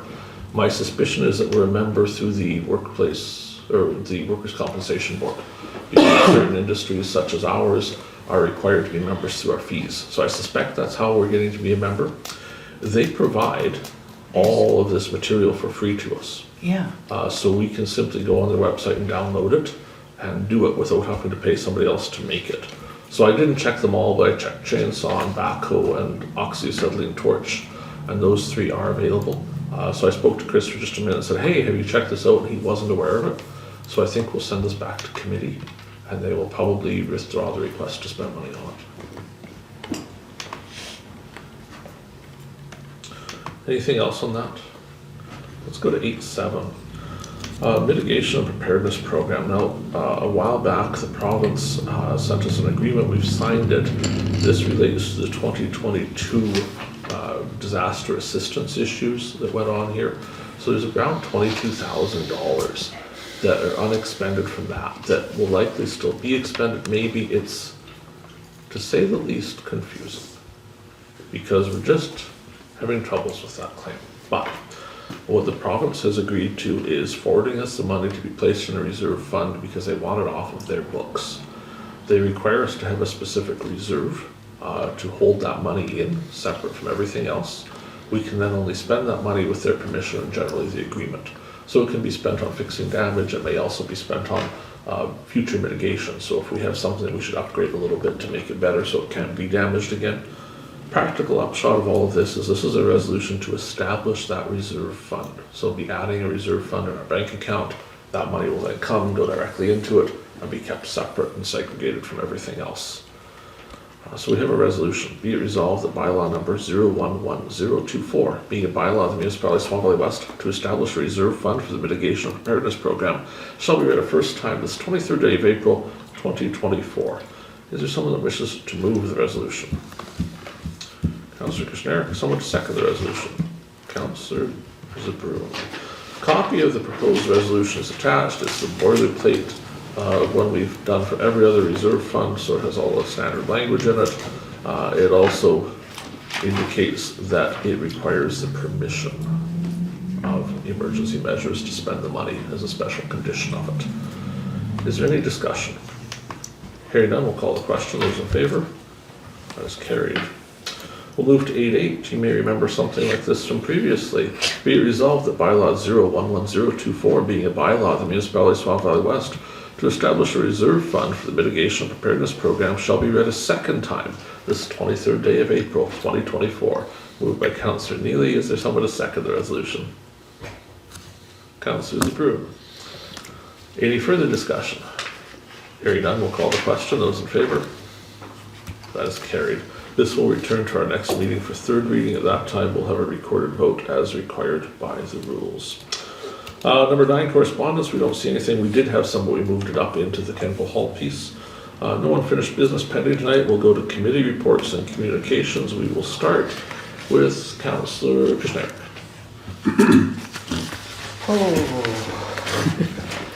Well, April 3rd, we had a fire meeting in Benito. I also attended budget in Benito on April 16th. That's it for this month. Thank you, Councillor Blosha. Okay, yeah, I had a health foundation meeting, just a regular meeting, but I wanted everybody to know it's Smile Cookie Week coming up, April 29th to May 3rd, I believe. Buy cookies, because the health foundation is once again a recipient, which is very nice, because it's usually a nice chunk. What else? Yeah, health foundation budget meeting, Benito. I attended an interview here at the office. Speaking of halls tonight, made me think of this. Durban Hall's having a meeting April 30th. They're looking for board members and volunteers, I believe. You know how that goes, dwindling numbers. So if anybody knows of anybody who might be interested in being on that board, encourage them to go to their meeting. And 7 p.m. April 30th, I believe it's 7 p.m. It probably is. Hopefully I'm sure I have the right date. And I think that's it for me, thanks. All right. Councillor Burick. Okay, I had a transportation meeting like on the 4th of April. And then after that, we had an interview for office employee. On the 16th of April, we had a financial plan meeting in Benito. On the 22nd of April, we had an interview at the office here for regular operator, I guess. And I just want to ask, calcium, we discussed it at the transportation meeting, calcium for Pioneer Elevator Road. Can we apply that at the end of May? End of April, not end of April. Can Good it? solid maybe. Pardon me? Good solid maybe. Okay, so do you want to? It's on my list of It's on your things list, to worry so- about. Okay, because I had a call again. I had a call about a week ago about it, and I said, we're just waiting, and that's a good thing we didn't do it because of the storm. But I had a call again, not a call, but a text today, and I said it's coming, so. Beaver control, I was asked about that. Do we have a program on beaver control? We did have last year, but I asked Pat, and we weren't sure whether we passed a resolution on it yet or not. In the budget. Yeah, it's budgeted. No, is it okay now, right now? The Or, budget isn't yet passed. okay, so we gotta wait till then? Not always. We have an interim budget that could be used for if we need to. But there is a budget allocation for it for this year. Okay, These hunters have to be registered with us, right? We have to not only be registered, we have to tell them where to trap and how many they're allowed okay, to keep the numbers down. okay. They gotta be in our ditch. They're on Mountain View They Road. gotta be in the ditch. They can't be in the field. Yeah, yeah, well, it's flooding, flooding. Right. So, do we have well, I can discuss it later, do we have a trapper already, or? Scott has a list. Pardon me? Scott has a list. Scott's list. Scott gets that taken care of. Okay, and I talked to Pat before, that resolution we passed last meeting about the Salute 60s, remember? You said you'd make a check out on the 15th, or they can pick it up on the 15th, remember that, $1,000? You have to make it out to, the lady told me, or I should give you her phone number, you can talk to her. It's gotta be made out to her husband, and then you can put memo salute for 60, because the credit union doesn't have a So- deposit for, so, what's Should that? we give that some second thought? Okay, what's that again? Well, No, she can discuss it with the lady, like, I understand, but should council be in a position of writing a check to a private individual for a fundraising effort for a thing like, I think there's more information coming to light on that event, and I'm wondering if we should be giving this some second thought. Because I'm going to have a hard time feeling comfortable writing a check to a person's name for a fundraising event. that's the way she said the credit union accepts it, so But that's, that's an indication that they aren't properly a fundraising event, where the credit union would be accepting it. If they were representing some sort of non-profit group doing fundraising, we would be putting the name of that non-profit group on the check and it would be going to them. If the credit union is refusing to accept that, that's a red flag that there is no non-profit group running this event. And does it not have to come just like this letter we just received? Should it not come like that? well, there was a request, we passed the last meeting for $1,000. It was a salute to 60s. It was, Yeah, We did pass it, we did pass it, but but She was just telling me to tell, but I mean, I can give you her phone number and you can discuss it with her. To 60s, I do not remember this one. Let's send that in camera. Okay. Okay. Good plan. Okay, I guess that's it. So, Okay? yeah. Councillor Zbirun. April 1st, Benito Rex board meeting. On April 2nd, had that budget meeting. April 3rd, had Benito fire meeting. The 4th was transportation meeting, and the 16th was a special meeting in Benito. I don't know if you can answer the question or not, but how are things at the rec board with regard to concepts of changes there? They're gonna wait and see how this budget passes before they have any, Like their budget? no, like, Oh, they're curious about the utility portion. yes. And I told them, I said it was there, we, put it down there, just like what we discussed at the meeting, and they said they would, when would it pass? I said, well, we want it to pass by the end of the month, or thereabouts, eh? And, they said they were gonna wait and hang on. That other matter we discussed about having something open, I don't think that's gonna fly. So we need to have the rec board in, because they've been saying a lot of things to a lot of people and making a lot of noise. They exist at the pleasure of council. Council owns that facility and council is responsible for that facility.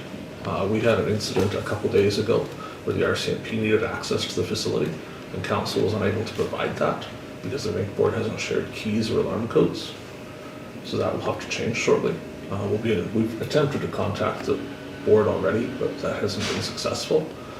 But we also need to see the complete financials that haven't been provided to us. And I would caution strongly the rec board to assume that because something's in the budget, the check will be written. If they can't provide the financials as required, and they spend their time talking about how we're not allowed to build a splash park on their property that they don't own, it's a very long, hard road for that rec board to make friends.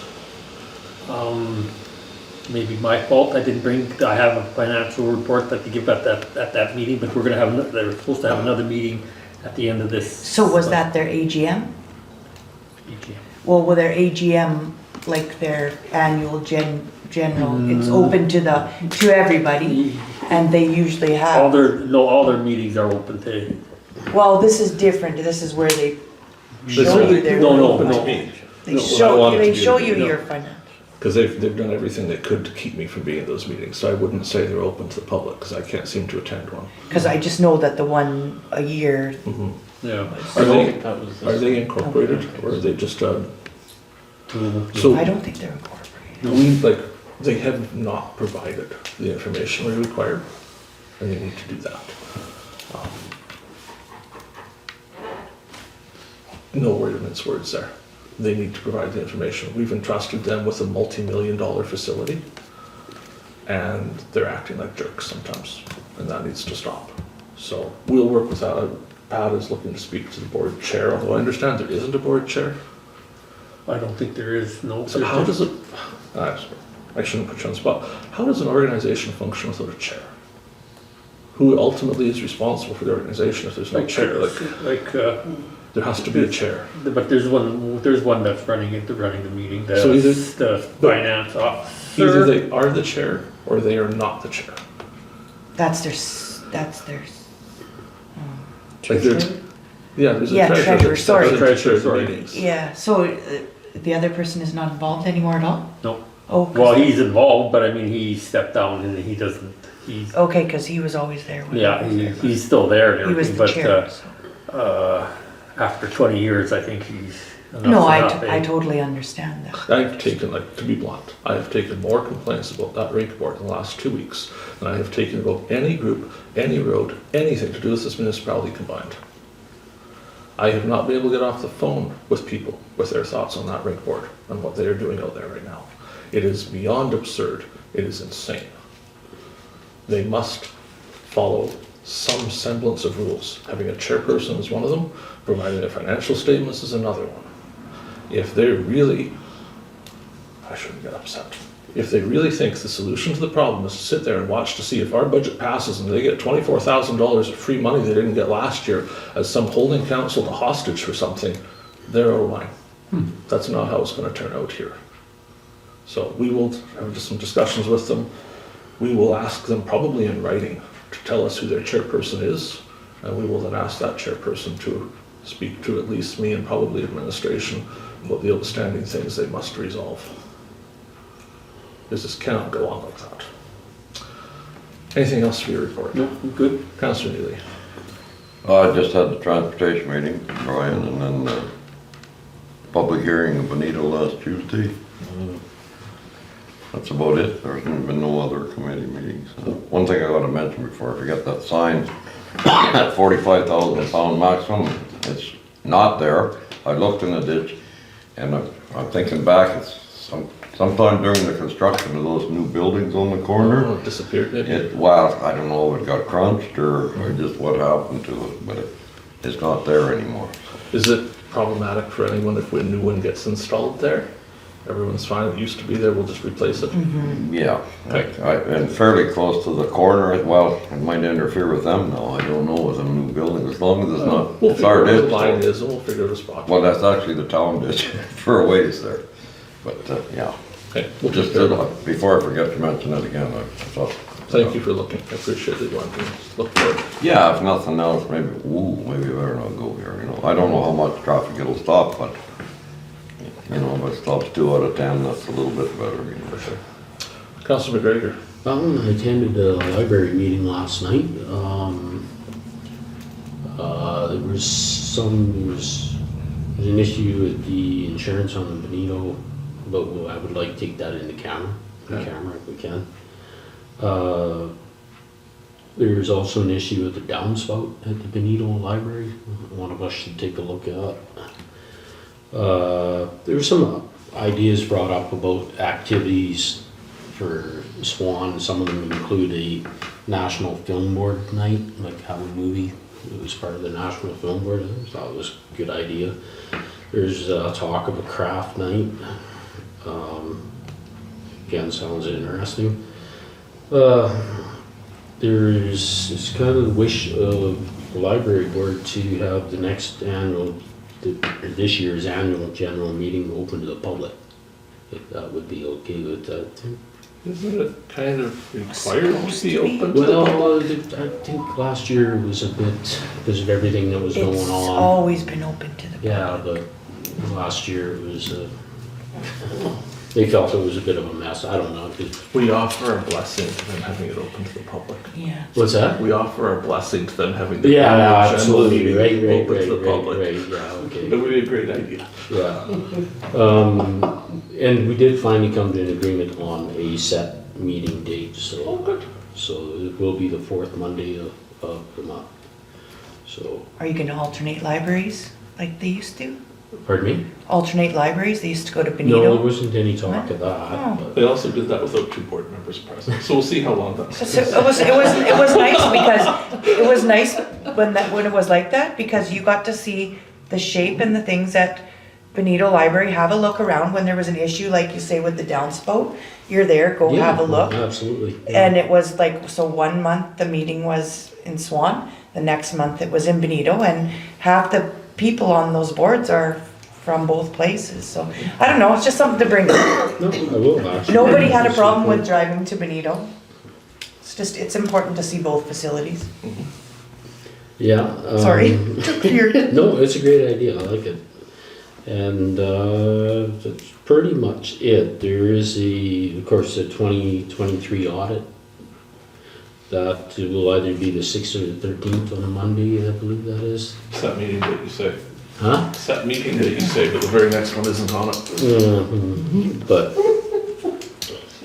Okay, Sorry. and that's pretty This is much it. funny. All right, thank you. So a few things from me. Mr. Bergen asked for a preview of this last week, so you can probably read the paper that comes out today and find out much of what I'm about to say, so I gave it to him a little early. We attended AMM, so 2 weeks ago now, CAO and I, and we also had our lead hand there for some of the time.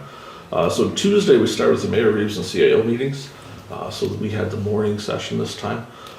Much of our time there was spent with the disaster financial assistance people, looking into how that program works, so looking at doing some changes to it. So they were brainstorming with municipalities from across the province for what we wanted to see differently. So we spent a bunch of times with some partners at our table from other municipalities learning about how their experiences have been, what ours have been, and what could be better. So we made some suggestions based on the reporting, but also on training. Because what we found in our experiences, there isn't a lot of training on how the program works. They kind of assume you know. And if you don't happen to know because you've had an election, you have new members of council, that knowledge isn't necessarily at the table. So we're suggesting they do some web-based training or something that councillors could actually go and figure out how this works before there's a major flood or other disaster, so you're not trying to play catch-up. You could learn ahead of time. We suggested they make some changes to the reporting. Right now it's all based on paper. Well, wouldn't it be nice in this day and age if it was based on one of these things, so we could take pictures and attach it without trying to get pictures printed out and sent to them, and they just scan them anyway after we print them, so it doesn't make a lot of sense. So hopefully they'll take some of that to heart. We had some time to speak with the AMF folks about how they felt about the budget. Mixed reactions, obviously, to the provincial budget. There's some good things, there's some things that aren't so good. We had hoped for more. I did have an opportunity that day to speak to the Deputy Minister for Municipalities. He's been there for quite a while now. And we were speaking specifically to granting opportunities, what used to be called the Building Sustainable Communities Fund. So I'm not able to share the new name, I'm not able to share the dates, but I can assure Council that there is a granting program going to be offered shortly that will have some slightly different rules than Building Sustainable Communities, but it will exist, so we will be able to put on an application for things like the Splash Park or anything else Council sees fit. It will not have the same budget it had last year. It'll have about half the budget of what was expended over the province last year. So this year will be about $11 million, give or take, available for municipal projects. So we'll see how that turns out. Wednesday and Thursday it turned into a main AMM with people from across the province there. There's about 600 or 700 people out this time around, so not everybody was there. A couple municipalities weren't represented at all. If you followed the drama in the Interlake, their municipality wasn't there. And unfortunately, Manitoba's Bozeman was unable to attend. They had planned to be there. The Reeve was going to attend on their behalf, but something came up of a personal nature and he wasn't able to come. So unfortunately, they missed out. But otherwise, the other three municipalities in the valley did attend. Some with more than others, but we were there.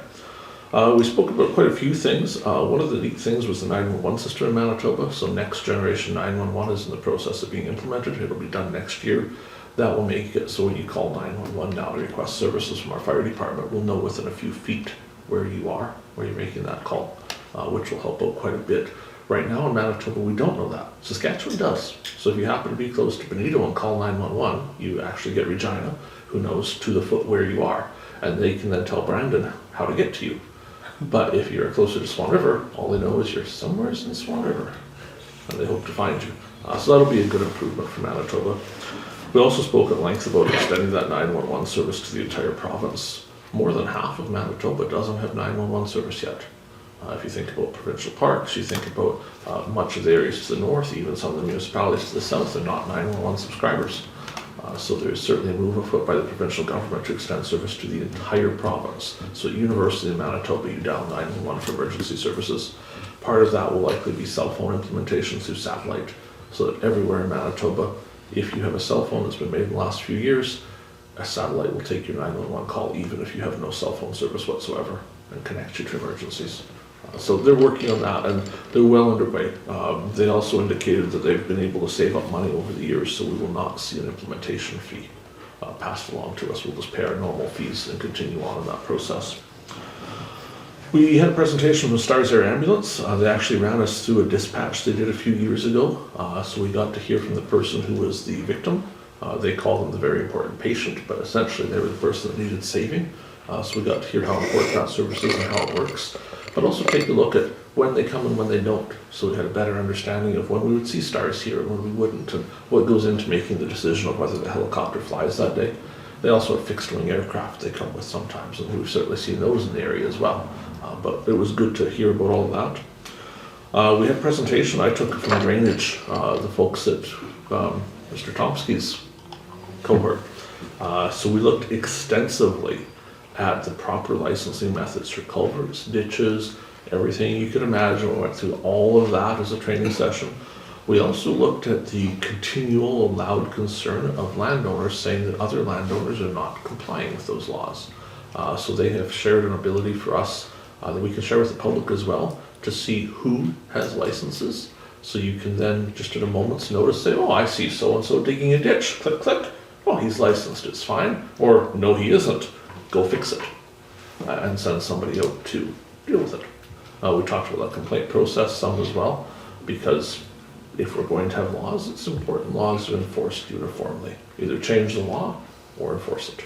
But, ignoring the law for some people and enforcing it on others really isn't a solution in our province. We had the lead hand there. He was there for the Wednesday. So he attended in the morning a gravel reclamation seminar put on by the Good Roads Association. So he was learning a little bit about how to properly pull that gravel in without wrecking a road, but getting it back. So he said it was quite useful, some of the tips and tricks they had. He attended it with about 100 other lead hands, public works foremen from across the province. So it was also a good network opportunity for him to get to meet other people and sort of, hey, you've done it for 20 years. I could give him a call and get some help on this. So it was a really good networking session. He also went to the trade show in the afternoon, so we ran him through all the equipment vendors we have. He was able to look at some equipment. He actually went to a couple places outside the trade show, look at some of the trailers we've been looking at to see what was available. So he had a very good time there. He says it was very worthwhile. He was maybe a little hesitant at first of whether he should go or not, because it was new to him. But having been there, he said absolutely someone from Public Works should be attending those things, because it's very valuable to make those connections again, because knowing the name and knowing the person and shaking their hand makes it so when you call them for something like, oh yeah, I remember you, and maybe you get that first bit of advice for free, or you have a little better connection on the price. It's something that pays off to do that networking. We had a lot of networking on the council side. I spent a lot of time with the town of Swan. We usually hang out in the front row now, which is an interesting place. So when you have ministers come and stand there, we didn't have the premier this year, but we had ministers. They come and they stand there and they say, oh, hi Swan Valley. And having that name recognition in the government is a very important thing, because having them simply know we exist is better than perhaps 130 other municipalities have in this province. We're top of mind recognition, they see us there. One of the interesting things that was there on the last day of the conference was a look at medical recruitment and what can be done, where there's been success, and there was a community in Manitoba profiled as perhaps the shining example of who does medical recruitment the best, and that was the Swan Valley. So they actually brought a person from the valley to speak on stage and tell about her story of why she came here and why she stayed here and why she now actively tries to recruit other people. We had one of our committee members speak a little bit as well about some of the efforts we do here in the valley. And then Lynette Saragusa, if you remember her from COVID days when she used to host the press conferences, she was hosting that portion of the day. So she actually stopped and said, well, I'm curious now. She says, I want to know who else in Manitoba does it this way. Show of hands, who here is doing what Swan Valley does? And no other hands went up. So she said, well, look at this. This is something that the rest of you should consider doing. So certainly it was nice to get some recognition, because a lot of people have put a lot of work in here over the years. It's certainly not just the people right now. There's been planning for years go on to try and make this more successful. So it was nice to see that recognition. There has been some early discussion of perhaps having the Valley host an event at the next AMM conference, where we would offer one of those training sessions on what we do and share that with other municipalities. So we'd actually become the trainer that trains others in running through the things we've tried here and how they worked, to give them a little more discussion on it. So that was exciting. It's often been said the Swan Valley punches above its weight in municipal politics, and we try to do that as much as we can. If we look back at Mayor Jacobson, we all worked hard to get him elected to the AMM executive. Throughout the valley, we all worked on making sure he had that position, because it gave us as a valley better access to politicians. He'll be seeing politicians tomorrow, for example, as part of Lobby Week for AMM. And so he will be taking to the government tomorrow our concerns about Highway 275, which is an opportunity we wouldn't otherwise have. By having him in that position and all of our councils supporting him, as we've chosen you to go do this, rather than us being 4 separate councils that don't do anything, we now get the power of AMM lobbying directly on our behalf for the highway upgrade that needs to happen on Ditch Road. So I provided some information to them earlier today that's going to that meeting with the minister and deputy minister later this week. But that's the type of thing that this gets us, being a member of AMM, doing our part of electing someone we know, knowing that person well. In this case, it's Lance, so we all know him, but it could certainly be someone else, but our job is to work well with them and get them representing our interests as much as possible. It's how we get $500,000 grants for fire halls. It's how we will get upgrading to Highway 275. Those are extremely important things. And that's not to take away from what council does the other parts, where we worry about filling potholes. That is important too. But if that's all we do, we're missing the opportunity to really move ahead. There's been some question, and I speak to that because some municipalities are questioning whether it's worth being part of AMM or whether it's worth attending. So I was asked by the newspaper, and I spent some time explaining to them why I thought it was important. It's many of those reasons. We need to do those things, to be there and be present. And I know that lots of people have work and they have scheduling commitments, and I'm not here to say, gosh, why weren't you there? But I am here to say I strongly, strongly encourage folks, if you can find a way to make it work. And I know everybody's busy, I get it. I intend to always go, but you know, there's lots there for everybody else too. You're always welcome to come with, and I think all of you would find it interesting. You know, different things, different people, different strokes. You find different things interesting, maybe I do, but I think you would enjoy your time there too. So if you ever get a chance to attend, it would be great to have you with. I did speak to the Manitoba's Bozemus thing. I just wanted to make extremely clear, because I know some of their ratepayers spend time watching our meetings for clues on what's going on in that council. Their lack of attendance this year was not something that could be avoided. They had intended to be there. It was a personal issue that absolutely could not be avoided that kept the Reeve from attending, and I won't share what it was, but they need to take my assurance that he simply could not be there as planned. And it's not that they didn't want to attend. Something came up that was unavoidable. A little peek back at what else I've done for you. Let me pull up my list. Earlier this morning I held a meeting with our fire chief from Benito for about an hour. We'll be taking much of that discussion in camera regarding the new fire hall, but I have some updates we can share there. I did that Highway 275 work. Yesterday, I hosted the chamber meeting and I sent my regrets to the library meeting. I was double booked last night. Usually I try not to, but it came up.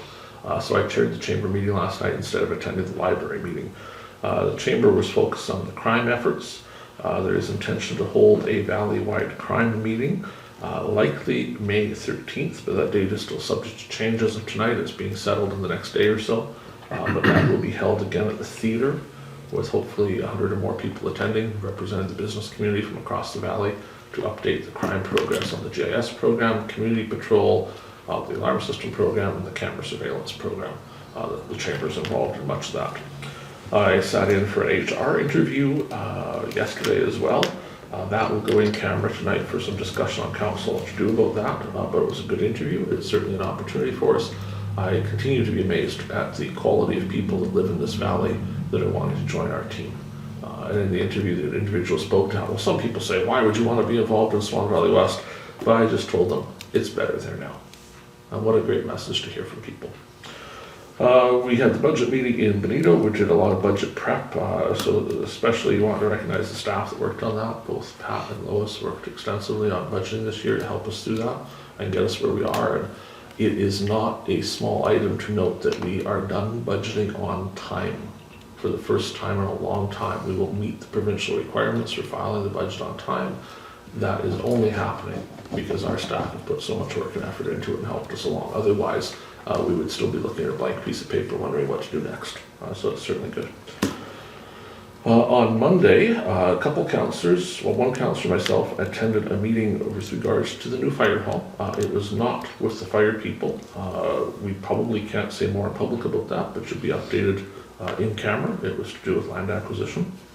The AMM meeting took up much of the week before that. I also spent some time working on selling a fire truck, which for better or for worse, there's an offer in, and for some reason I am the chosen one to show people the fire truck.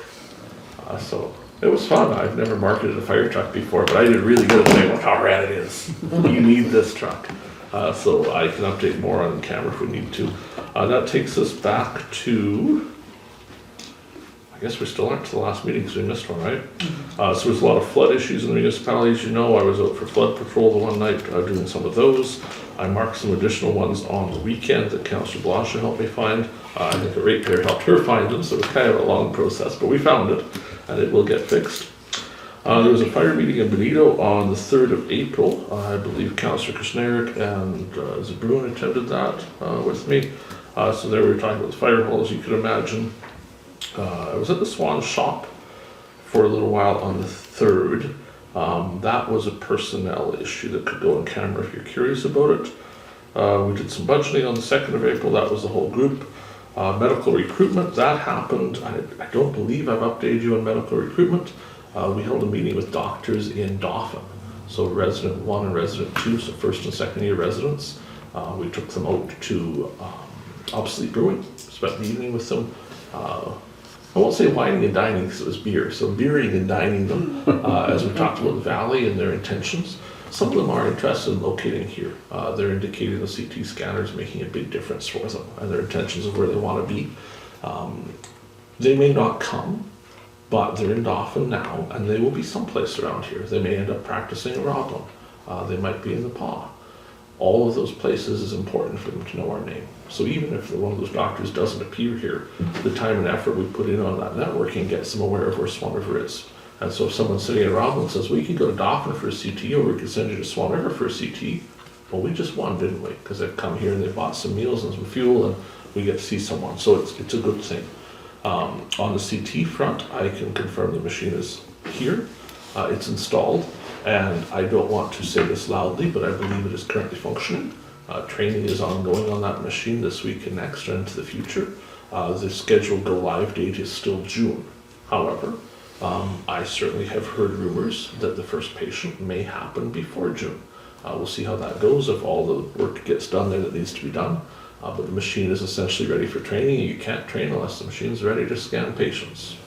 So you can take that for what you want, but don't be surprised. Medical recruitment has expended the first $500,000 of the CT scanner commitment because the deal was when we saw this machine in Swan River in the hospital, we'd pay half the money. When we see a patient with a scan result, we'll pay the other half the money. That has been extremely beneficial. I'm glad the committee did it that way because otherwise we may not have a CT scanner here now, as the government changed in the meantime, but they didn't get the $1 million, they didn't bring the machine out. So it's here. Earlier today, I was advised by a resident of the need for an urgent CT scan. And they were lamenting the fact that they couldn't go here. But it was a remarkably urgent situation, and the only way to get a CT scan was for a private individual to drive an urgent patient to Dauphin for a scan because there was no other way to get them there. Which just underscores again the desperate need of having this done in the Swan Valley. I've done some work on the water rate application. I attended the reconciliation workshop, but that was immediately before our prior council meeting, I think. I did speak to the superintendent on that earlier today. He is sending a bill for the reconciliation workshop. And I said, well, I guess we'll reconcile the bill with you as well. So that is my update. Does anyone have questions on any of that? What were you doing in your spare time the last month? Well, I did actually sleep a little bit. When I was in Brandon for AMM, I didn't see any trains. I was sad. Reconciliation was the previous month though, right? Yes, it was Yes, back because in I was like, March. I don't think it was this month. But we didn't have the first April meeting. Right, So I forgot it's about that, yeah. several weeks of going back this time. From the CAO, anything you wish to add tonight? The lovely list. No, actually, when you mentioned the STARS ambulance, and this is kind of personal, but it was 5 years ago this very day that I got to ride the STARS jet to Winnipeg at 2:30 in the morning. So, yeah, it's a good service to have. You too are a very important patient. Yes, I thought so. Well, at the time, I didn't even know I was a patient, but whatever. I think the rest of my things are. No, I guess this one can be in open council. Actually got an engagement ready letter from MNP for our 2022 audit. They are going to commence, but they tell us that they're going to have it done by December. Of which year? of 2024. Good. So we're gaining ground, and actually I think that this audit should go a whole lot better because although I wasn't here only 1 month in 2022, I've been here long enough to know a lot and actually had to deal with a lot of things that went on in 2022. So I'm sure that the information will be more readily available, and we'll be able to help them out providing the information that they need. So I think this one shouldn't be so long and painful. Anything else? Okay. So we're going to take a break in a moment. When we come back, we'll be going in camera. But I'll give you a quick preview of the in-camera items because I know everybody always desperate to know. Tonight we're going to be discussing our gravel tenders. We opened those publicly. They will be posted for people to see eventually, but we're going to have some discussion on that in camera. We may be awarding gravel tenders later tonight. The same thing goes for dust control tenders. Those are in. We may be awarding them after the in-camera session, but we're going to have some discussion there. We were a rather unique request from a ratepayer relating to what happens if you drive someplace muddy. So we're going to discuss what is the municipality's responsibility if you see some mud and drive into it and stay there for a while. Is that our problem or not? So we'll give that some discussion, but because it relates to a specific ratepayer, we're going to do that in private. But if we decide to do anything for them, you'll see a resolution come of it. We'll be discussing Benito Fire Hall replacement extensively, and you know the example I always give to people about in camera, and the particular example I always use is if we're acquiring land. That is what we're discussing tonight, if we're acquiring land for the fire hall, so it will be in camera. Should a decision be made tonight though, it'll be recorded into the audio portion of the meeting and certainly into the minutes as well. We'll take a quick peek at some bylaw enforcement update. We do have a security matter on here. It's not anything particularly huge. It relates to the Thunder West Fire Hall. We have some HR matters, so we've conducted some interviews. We're going to be discussing specifically the possibility of hiring some new people.